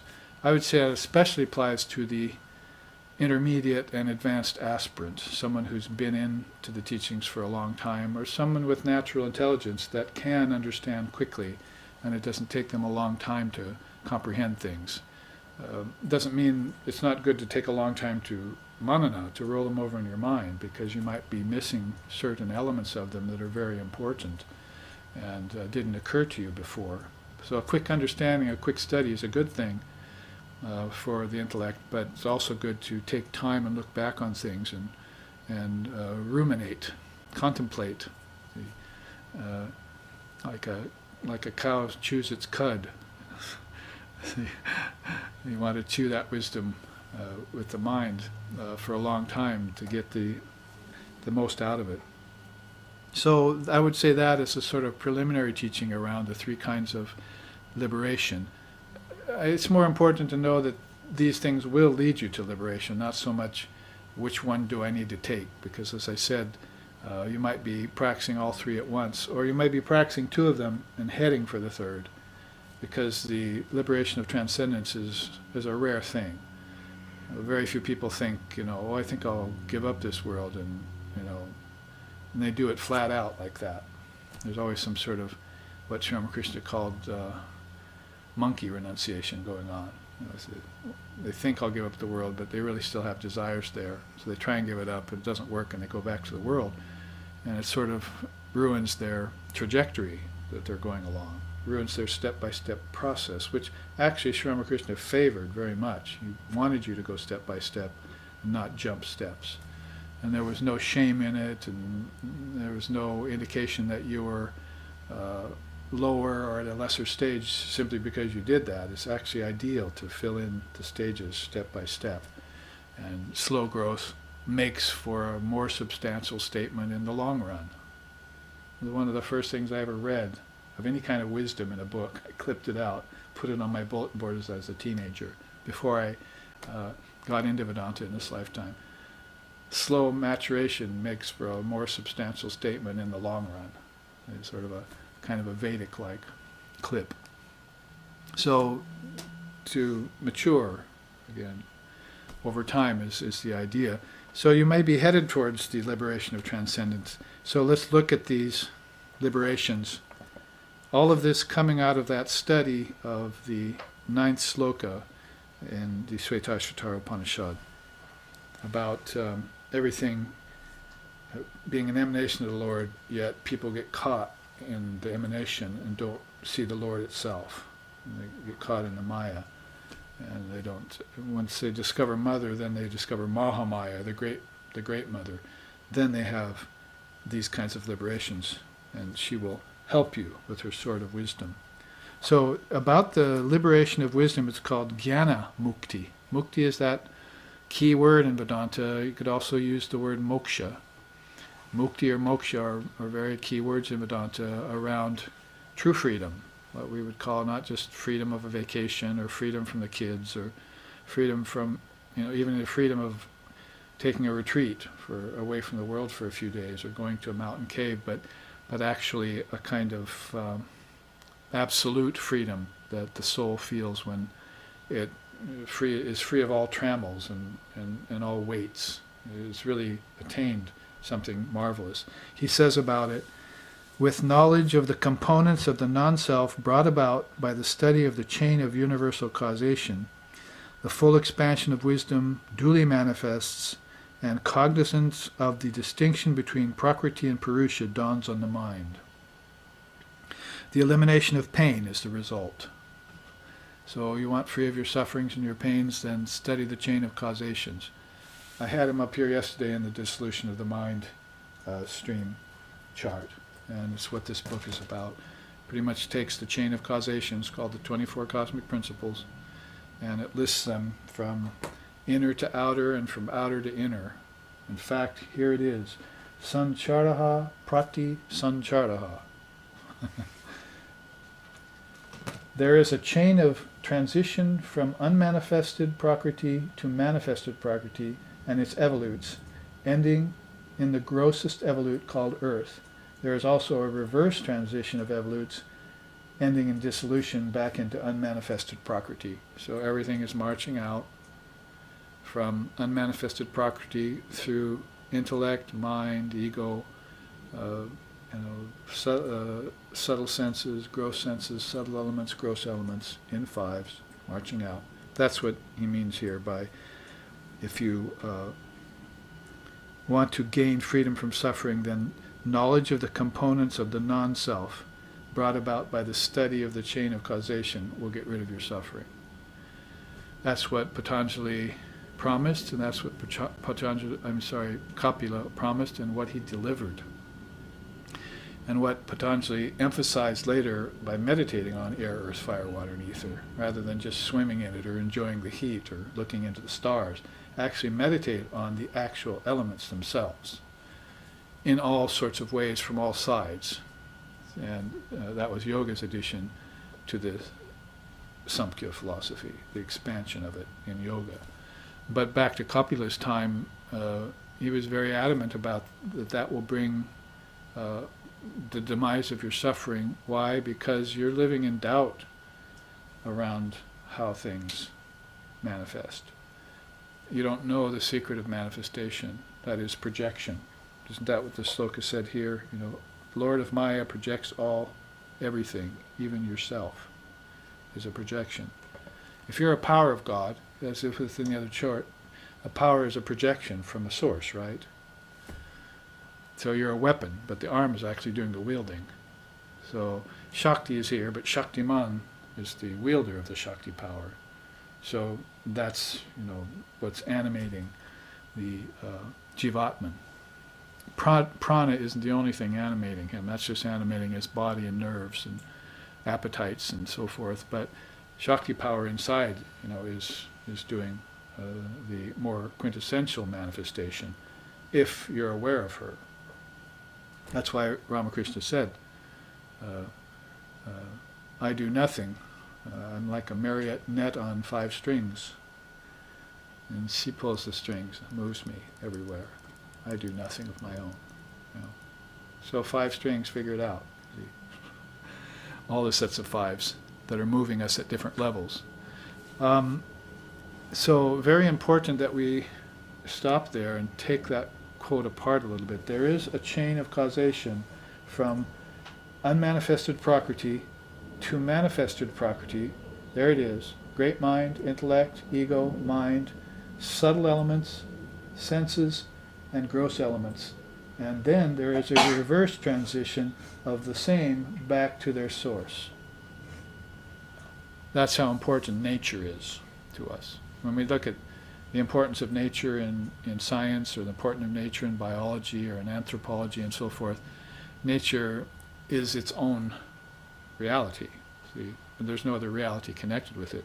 But we look at nature in Vedanta and in yoga and in philosophy and so forth.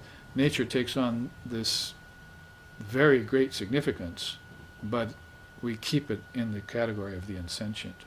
We don't give it any power over us. The only sentiency is in us, Atman, and nature is insentient. It's not working of its own accord. See? Like James Jean said at the turn of the century, we looked at nature for a while and we thought that it looked like a machine producing rivers and mountains and flowers and trees. It looked like a machine just pumping them out.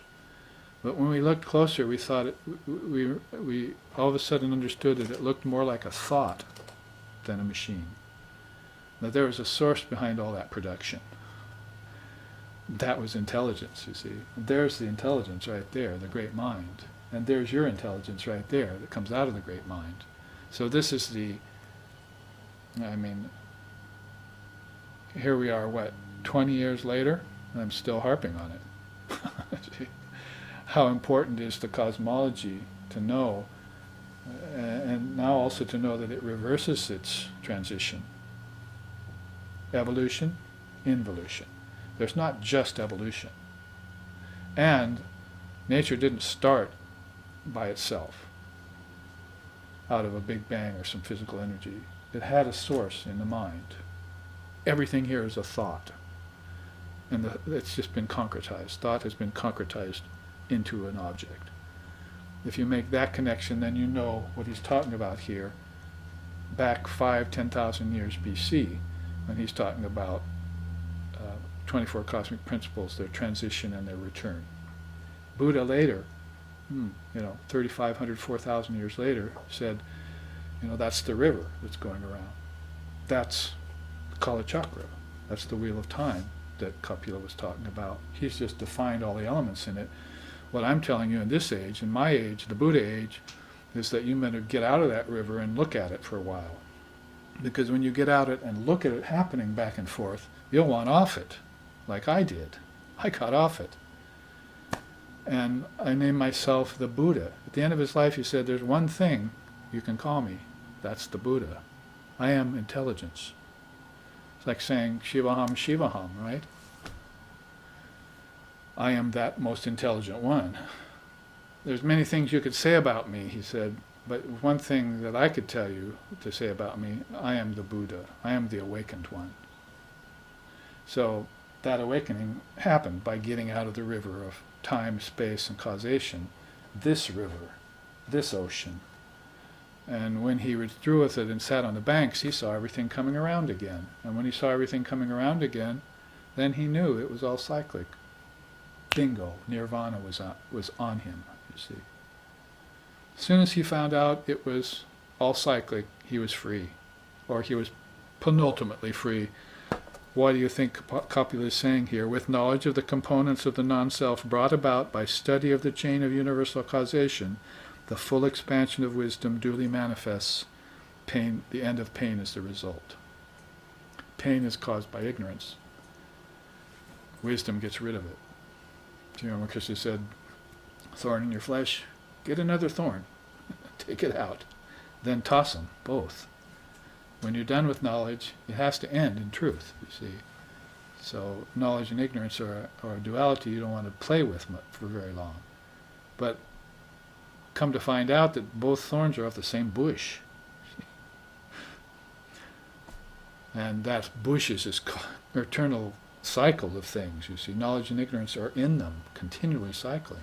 One lifetime I'm a knowledgeable person, the next lifetime I forgot everything. See, I have to start over. What kind of life is that? I want to be eternally in wisdom. See, I want to have the liberation of wisdom. Once and for all. Because if I have it once for all, there's no more rebirth in the womb of matter for me. Only emanation from my Divine Mother. I'm quoting a song Ram Prasad sings. No more birth in the womb of matter for me. Only emanation from my Divine Mother. So if I'm born again at all, I'm born as a wisdom ray. Read my chart. I'm a power of God. The universe has come out of me. My mind and intellect is refined. I have love and I have knowledge.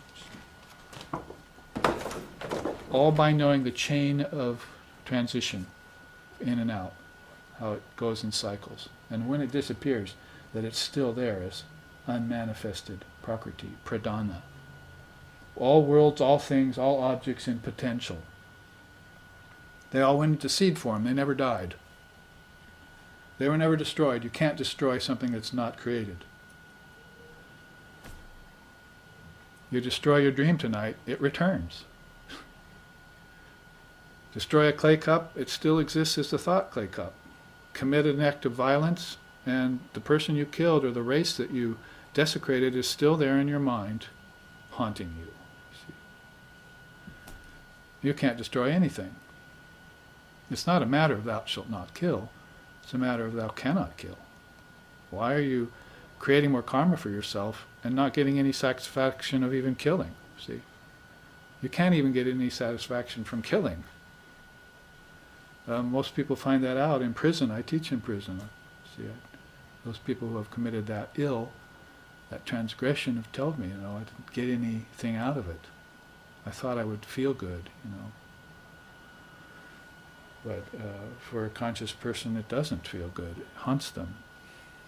And there was no payoff to it either. Besides, if you could sit around saying, oh, that was fun to kill that person, that would be great, At least you'd get something out of murder. But you can't. And especially when you find out that you didn't really kill them after all. They're there in the next lifetime as your karma. Staring you in the face saying, my turn, you see. But actually, I recovered from that malady. I forgive you for killing me in another lifetime. Let me cut off your head in another way. You see, cut off my head literally in the past lifetime on the guillotine. Let me cut off your head in a new way. It's called Mother Kali. You see, extend your neck. Let me give you the teaching of the transition of evolutes and their reverse transition back into an ocean of unmanifested nature that never dies and is never born. Then the only thing left for you to do is be to get out of that ocean, get out of that river and sit on the banks. Know yourself to be the producer of this. Because in the meantime, you thought God did it. And God had no hand in that. Hands off of that, you see. I'll let my mind do it. Well, I'm not going to get involved in it. See? I'll let my powers do it. I've got plenty of them, and they want to get in there and mess it up. They can do so, you see. But I'm staying detached. I'm staying transcendent. So let's look at those levels of wisdom. I hope I've ramrodded that teaching again into you once again. It's important, this transition of evolutes and their reverse. Because if we do think of evolutes at all, and science will start here on out, right? But look at how you have to go back in for the causes of things. Intellect, mind, great mind, God's mind, and so forth. You have to go back in for those causes. If you only start there, then your cycle is only evolution. That's all you believe in. And you don't know what's going to happen. And you only live one lifetime, so you'll never know what's going to happen. You see, religion and science get into cahoots and come to loggerheads, and then you're caught between a rock and a hard place, and you don't know the truth of the matter. But if you're a Buddha and you get intelligence, you get out and you see the whole thing happening. You get out and you say, I'm done with it. I've got the liberation of wisdom. I know everything I want. I'm free now. That's why it gets rid of your pain.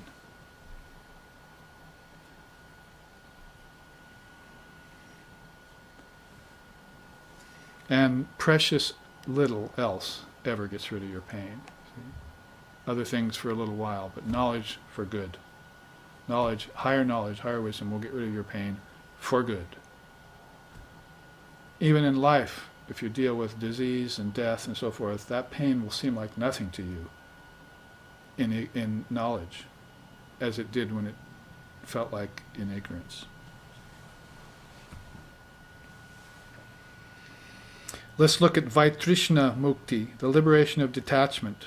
These aren't necessarily in graded order, but I'd say, the liberation of transcendence is, pretty much of an ultimate one. But liberation of detachment, Kapila says about that, when clear understanding concerning the distinction of nature, the insentient world of objects, and soul, the sentient spiritual energy, dawns, all fetters and attachments to the transient realm of name and form are struck away. Purusha realizes its transcendent nature. So you can see how it would be a window, a doorway, as it were, into the next transition. So you're coming to know the distinction between the sentient and the insentient. And isn't that what I was just saying? Here's what you know with wisdom, right? But when you know this, what's going to be the result of this kind of knowledge? Oh, I see I'm different from nature, you see. Give me the cylinder with oil and water right now, you see.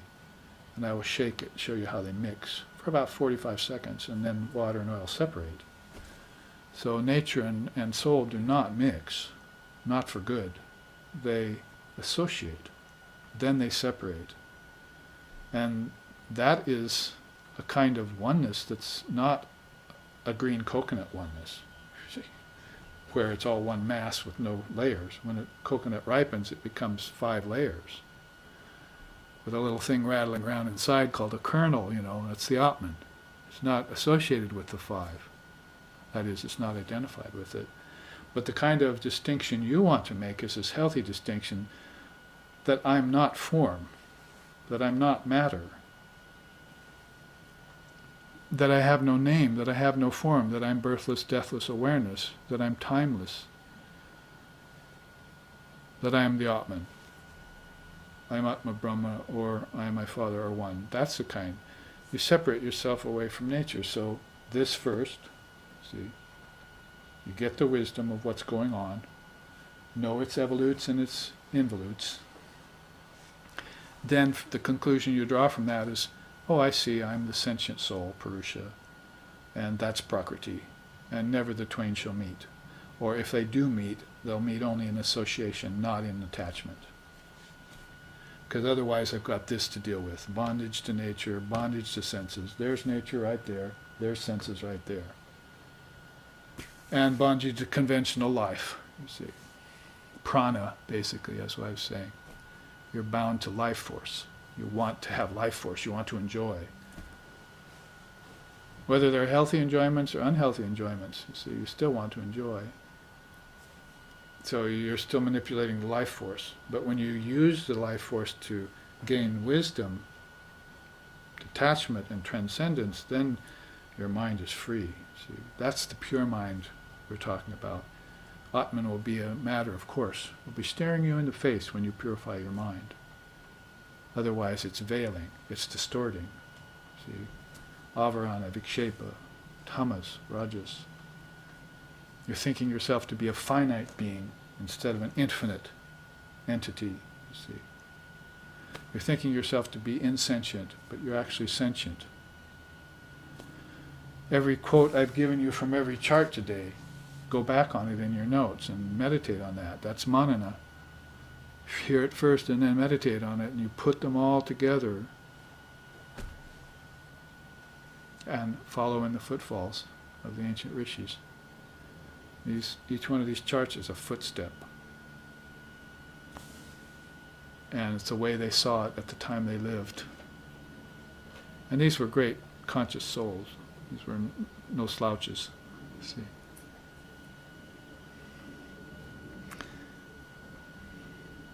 So Purusha realizes its transcendent nature, and that's called para mukti. You know that word para, right? Supreme. Paramahamsa, Parabrahma, Parashiva. That means supreme. So let's see what he says about that. Actuation of the reversal of the transitional chain of evolutes results in the awakened mind's complete dissolution of all manifested principles into unmanifested prakriti. Therefore, the book, Dissolution of the Mind Stream. The gunas in disequilibrium during cyclic manifestation return to equilibrium, and Purusha realizes itself beyond phenomena. You finally get over the stumbling block of the three gunas. That happens at a very, very, very refined and elevated state of realization, that the gunas finally go away. They were there at the very beginning. They really, what nature stands on is these three pillars of inertia, activity, and balance, if you want to put it scientifically. There you'll see that in everything. And when you see it in your mind, sometimes my mind is slothful, sometimes my mind's restless. Where's the peace? See? Where's the peace? You need that first and foremost, she said. So then all of a sudden, when the gunas go back into equilibrium, there's the peace, you see. And the Purusha realizes itself beyond all phenomena. This is all phenomena. From God's mind on down, it's all phenomena. What did he call it? The non-self. Everything from objectum down to the element earth is all the non-self. That's the reason for knowing the 24 cosmic principles. Who said that? Shankara? Adi Shankaracharya said it in 700 AD, some 5, 6, 7,000 years later, about Kapula's system. Did it take us that long to have someone come along and say that? See, Yoga had us meditate on them so that we would realize them. But Advaita Vedanta in Shankara's time came along and said, everything from abhyaktam, that's unmanifested nature, everything in seed form, all the way down to the earth, that's the non-self. That's not you. And all the way along, you had pain, and you had suffering, and you had doubt, and you had fear, and ignorance, because you weren't clear about your disconnection with these things. At some time you might have even thought yourself to be the intellect or God's mind. But you didn't know anything about what lay beyond God's mind, unmanifested prakriti, avyaktam, and what lies beyond that, the Word. And what to speak of the Word, which we said yesterday, you find that in yourself, in your Atman. Then you find your Atman in the Great Self, Brahman. So that's why we sing quite often, and my teacher said it almost every lecture I ever heard him give. He said this: Om Paramanandam Paramasukadam Kevalam Jnanamurtim Bandvaititam Gaganasadrisham Tattvama Sharilaksham Ekam Nicham Vimalamachalam Sarvadi Sakshibhutam Bhavatitam Trigunarahitam Sadgurum Tan Namami. We salute the leader of our souls, through whose grace our ignorance is dispelled, who is beyond good and bad, pleasure and pain, life and death, and all other pairs of opposites. We recognize that one as the only witness to the changing phenomena of this universe. May we, by that grace, go beyond darkness and delusion and realize the truth in this very life.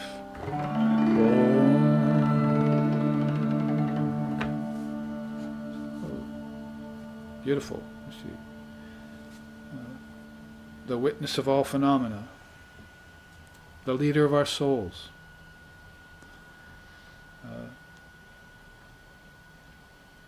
Says it in one verse in song form, what you have to study in your scripture and in your study time, in your reading time, and your time with the gurus, so that these things become your way of thinking. Because you have a lot of tendencies from conventional ways of thinking and conventional life and conventional minds to reverse. It'd be nice, all well and good, if you learned this as a child and you said, here I am playing with the elements, and at some point now I'm going to have to return everything to the great mind. And there was nothing in the way. But what's in the way along this trajectory is the thinking of thousands and thousands of ignorant souls who had no idea of this kind of wisdom. Conventional wisdom is the only thing they know. Materiality is the only thing they know. Life of the senses is the only thing they know. They think themselves to be finite, not infinite. And they've thought that way for a long time. Even back in Kapula's time, you see, come out with something like this, you must be mad. What are you talking about? You see, you've got your whole compatriots around you complaining about a new ideology, see, that's actually ancient. All you did was see it. You didn't even compose it. It wasn't your genius. You see, you just went inside, meditated, and said, boom, Mother gave it to you in a revelation. Oh, I see it all spilled out there. I'll just have to note it down for everyone. Oh, there's the Mahat, there's the intellect, there's the mind, and there's prana, and there's the five senses and the five elements. See how they connect? It was revelation, pure sattva. And then you bring it out with people and they start barking like dogs at the feet of an elephant moving through a village, Ramakrishna says. Curs come running when an elephant walks through. Yap, yap, yap, yap. So a great elephant of Kapila comes to the world, or a great elephant like Vivekananda comes to the world. Of all the fish in the sea, Ramakrishna said, Vivekananda is a large-mouthed bass. Those things are huge. Sharks run away sometimes, you see. So these are great souls that have come. And when they come back, they'll talk about eternal truth. From Kapila to Vivekananda, there hasn't been that much variance in fact, absolutely no variance in the quintessential basis of this truth. There have been different ways of presenting it. Now it's given to you. You see, it's given to you to consider and work into your world the way it is right now. And to get through the blocks that your parents and your grandparents and your ancestors and your children will face if you're not careful. To break down this false thinking. To break down these kinds of bondages. To teach people away from them. Then you'll have been, a noble soul that has followed the truth. And it'll be easy for you to reverse the process. And if it isn't, then read my book. Dissolve your mind stream right away, every day, practice it. You'll be much better off for it. Because as you dissolve the mind, then some of these old tendencies in you will be gone. You won't even see them go away. We want to say, oh, I wish I could see that end of suffering, end of pain, you see. Yeah. I wish I could see that actually happen. But it's not the way Maya is. It doesn't exist, so you can't see it go away. It's the haze inside of your mind. You want to see it go away, but it's not until it actually disappears that you look back on it and say, where did it go? What was it? It was never real in the first place. It just inhabited my mind for a time. I was changing a tire on a tree on a rise on a freeway in a little forest down below me early in the morning, and a fog bank was there. And I went down in the fog bank in there to take care of some business, see.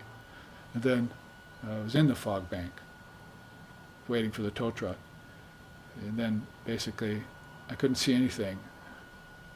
And then the sun started burning through the fog bank, and I could see everything, see, clear as a bell. Before that there were spooks and goblins and animals and wolves and things in there that were out to get me, you see. All my creatures of my own imagination. But when the sun came out, it was as clear as a bell. That's like Maya. It's a fog that attends your mind. And it's gone as soon as you bring the sunlight of wisdom. As soon as you bring the torch into the cave. Remember Ramakrishna's teaching? The cave's been dark 1,000 years. How long does it take the darkness to go away when you bring a torch in? 1,000 years? That's the nature of Maya. It's unreal. And all of this is the non-self, see, that you're playing with. Realize the one who's the player in the play. Realize the one who's dreaming the dream. And then stand back and see the difference between you and the dream. And then you've got the liberation of transcendence. It's not such a far cry, and it's not so mystical. It's not the property of only realized souls. Be thee perfect as thy Father in heaven is perfect. Because otherwise, you'll have to do a lot of work and come back and tell the world things like this. Kali, Kali Purashana, Kali, Kali Purashana, Para Para Dhyan, Ramamrita Pan, Jadi Hate Tran, Take Bashana, Kali, Kali Purashana, Kali, Kali Purashana. O blissful self, caught in mundane diversions and vain pursuits, utter the sweet yet powerful name of Kali, Kali, Kali, the Divine Mother of the infinite universe. Grasp the non-dual truth of her wisdom feet with the strength of your subtle insight, intelligence. Thus meditate deeply on her all-encompassing, all-pervasive presence. At that auspicious moment when the desire for liberation arises in you, imbibe the nectar of Kali's timeless awareness and taste immortality. Nice enough lyrics for your song? Better than come on baby? See, somebody did some deep meditating and thinking on the perennial wisdom. So how can I put that in a way that people will really hear it? Put it into music, put it into a chant, and express it in a way, in a language they understand, that will make an impression upon their mind. An indelible impression. That's a nice expression. An indelible impression. Because most people have indelible impressions around money, fame, cars, you name it. That's their samskara, or their set of samskaras. Indelible impressions run into the mind stuff called samskaras. And nadis that better used for transcendence are being used for returning to earth to enjoy things that are unreal.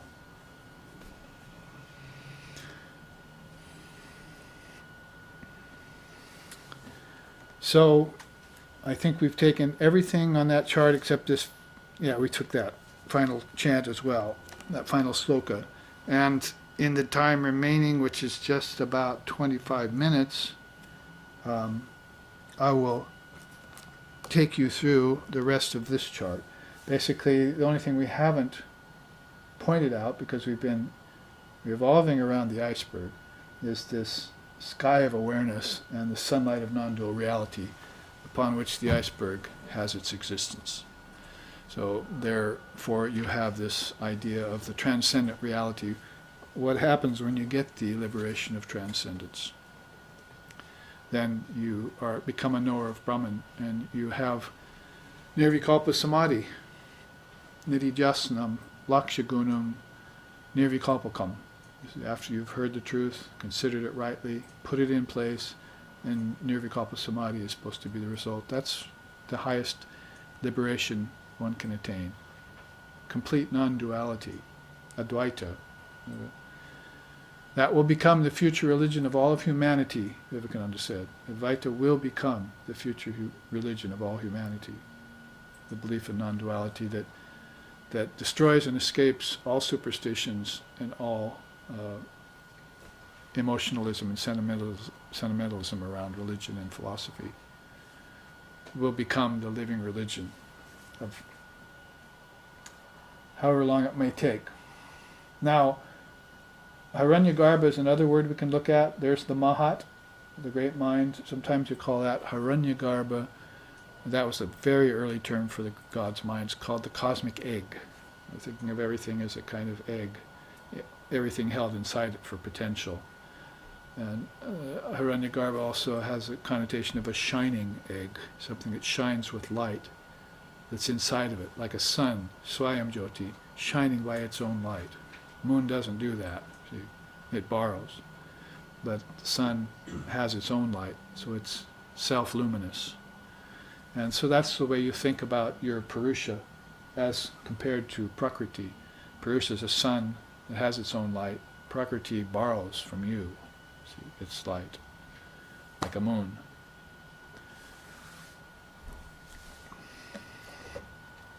Now, I've already chanted this, dive deep, O mind, dive deep into the ocean of God's beauty, which was that beautiful poem by Kubir.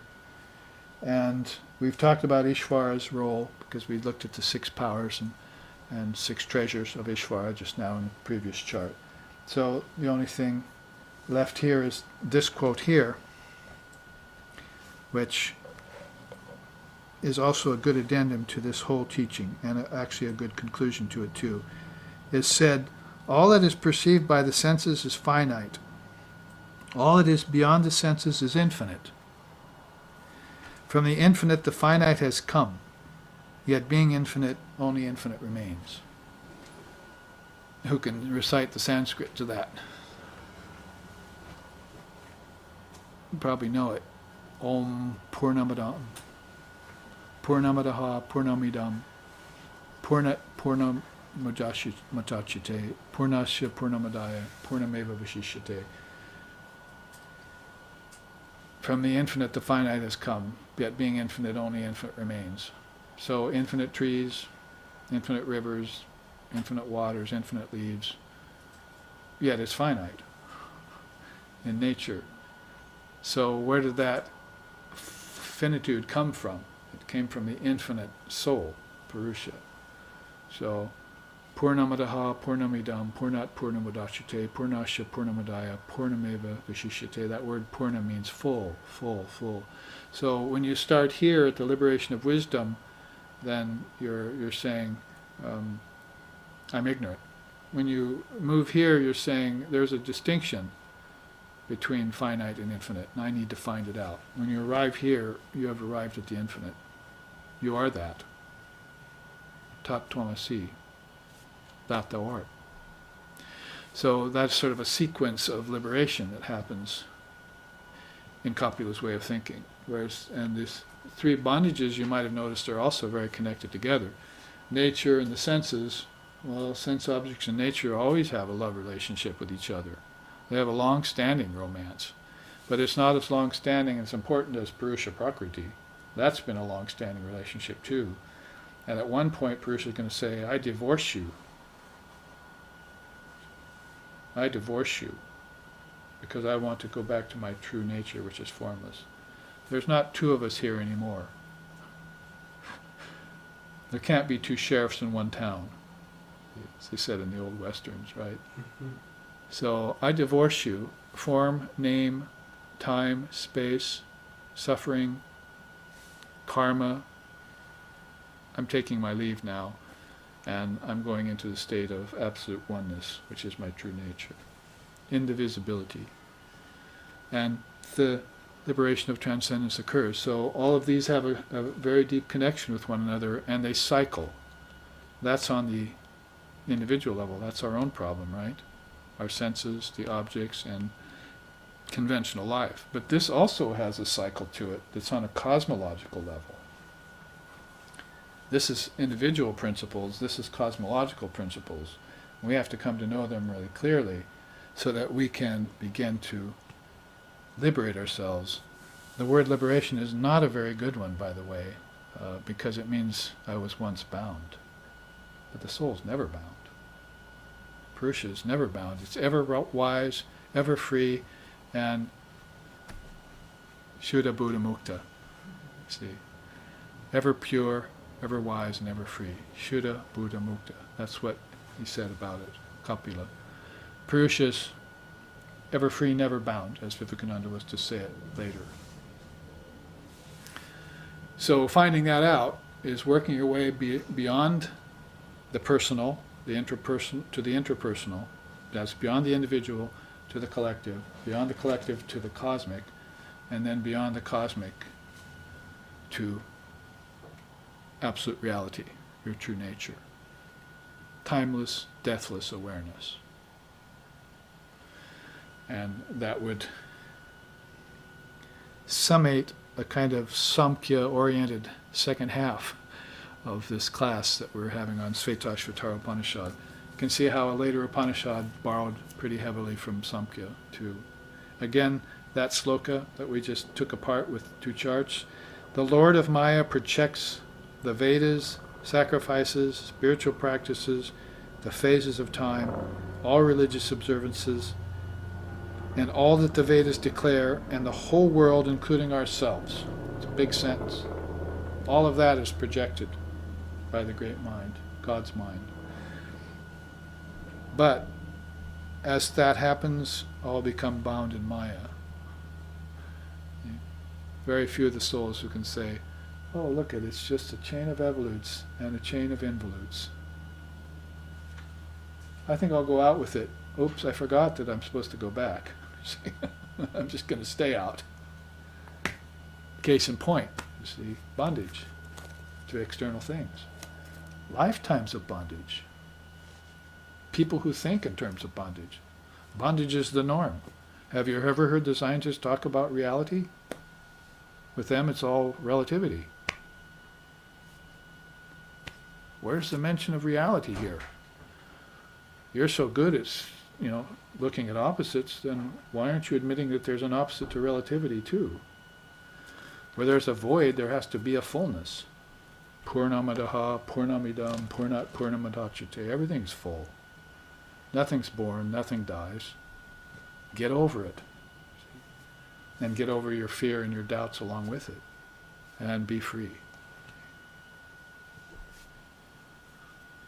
Vedanta's message echoed along hallways of time, through yoga, through Buddhism, through Tantra, through Samkhya, the eternal message of Mother India.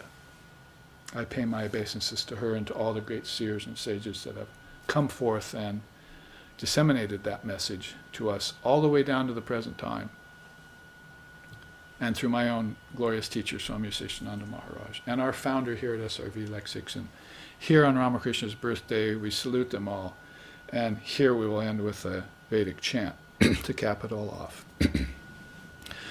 Om Sato Om Sato Ma Sadgamaya Tamaso Ma Joytir Gamaya Mrityor Ma Amritam Gamaya Abira Bira Mayeti Rudrayate Dakshinamukam Tenamam Pahinicham Om Shanti Shanti Shanti. Lead us from darkness to light, from lower truth to higher truth, from the unreal to the real, and from the illusion of death to eternal life. Reach us through and through, O Lord and Mother, with thy sweet and benign presence. Om peace, peace, peace. May peace be unto us, and may peace be unto all. Om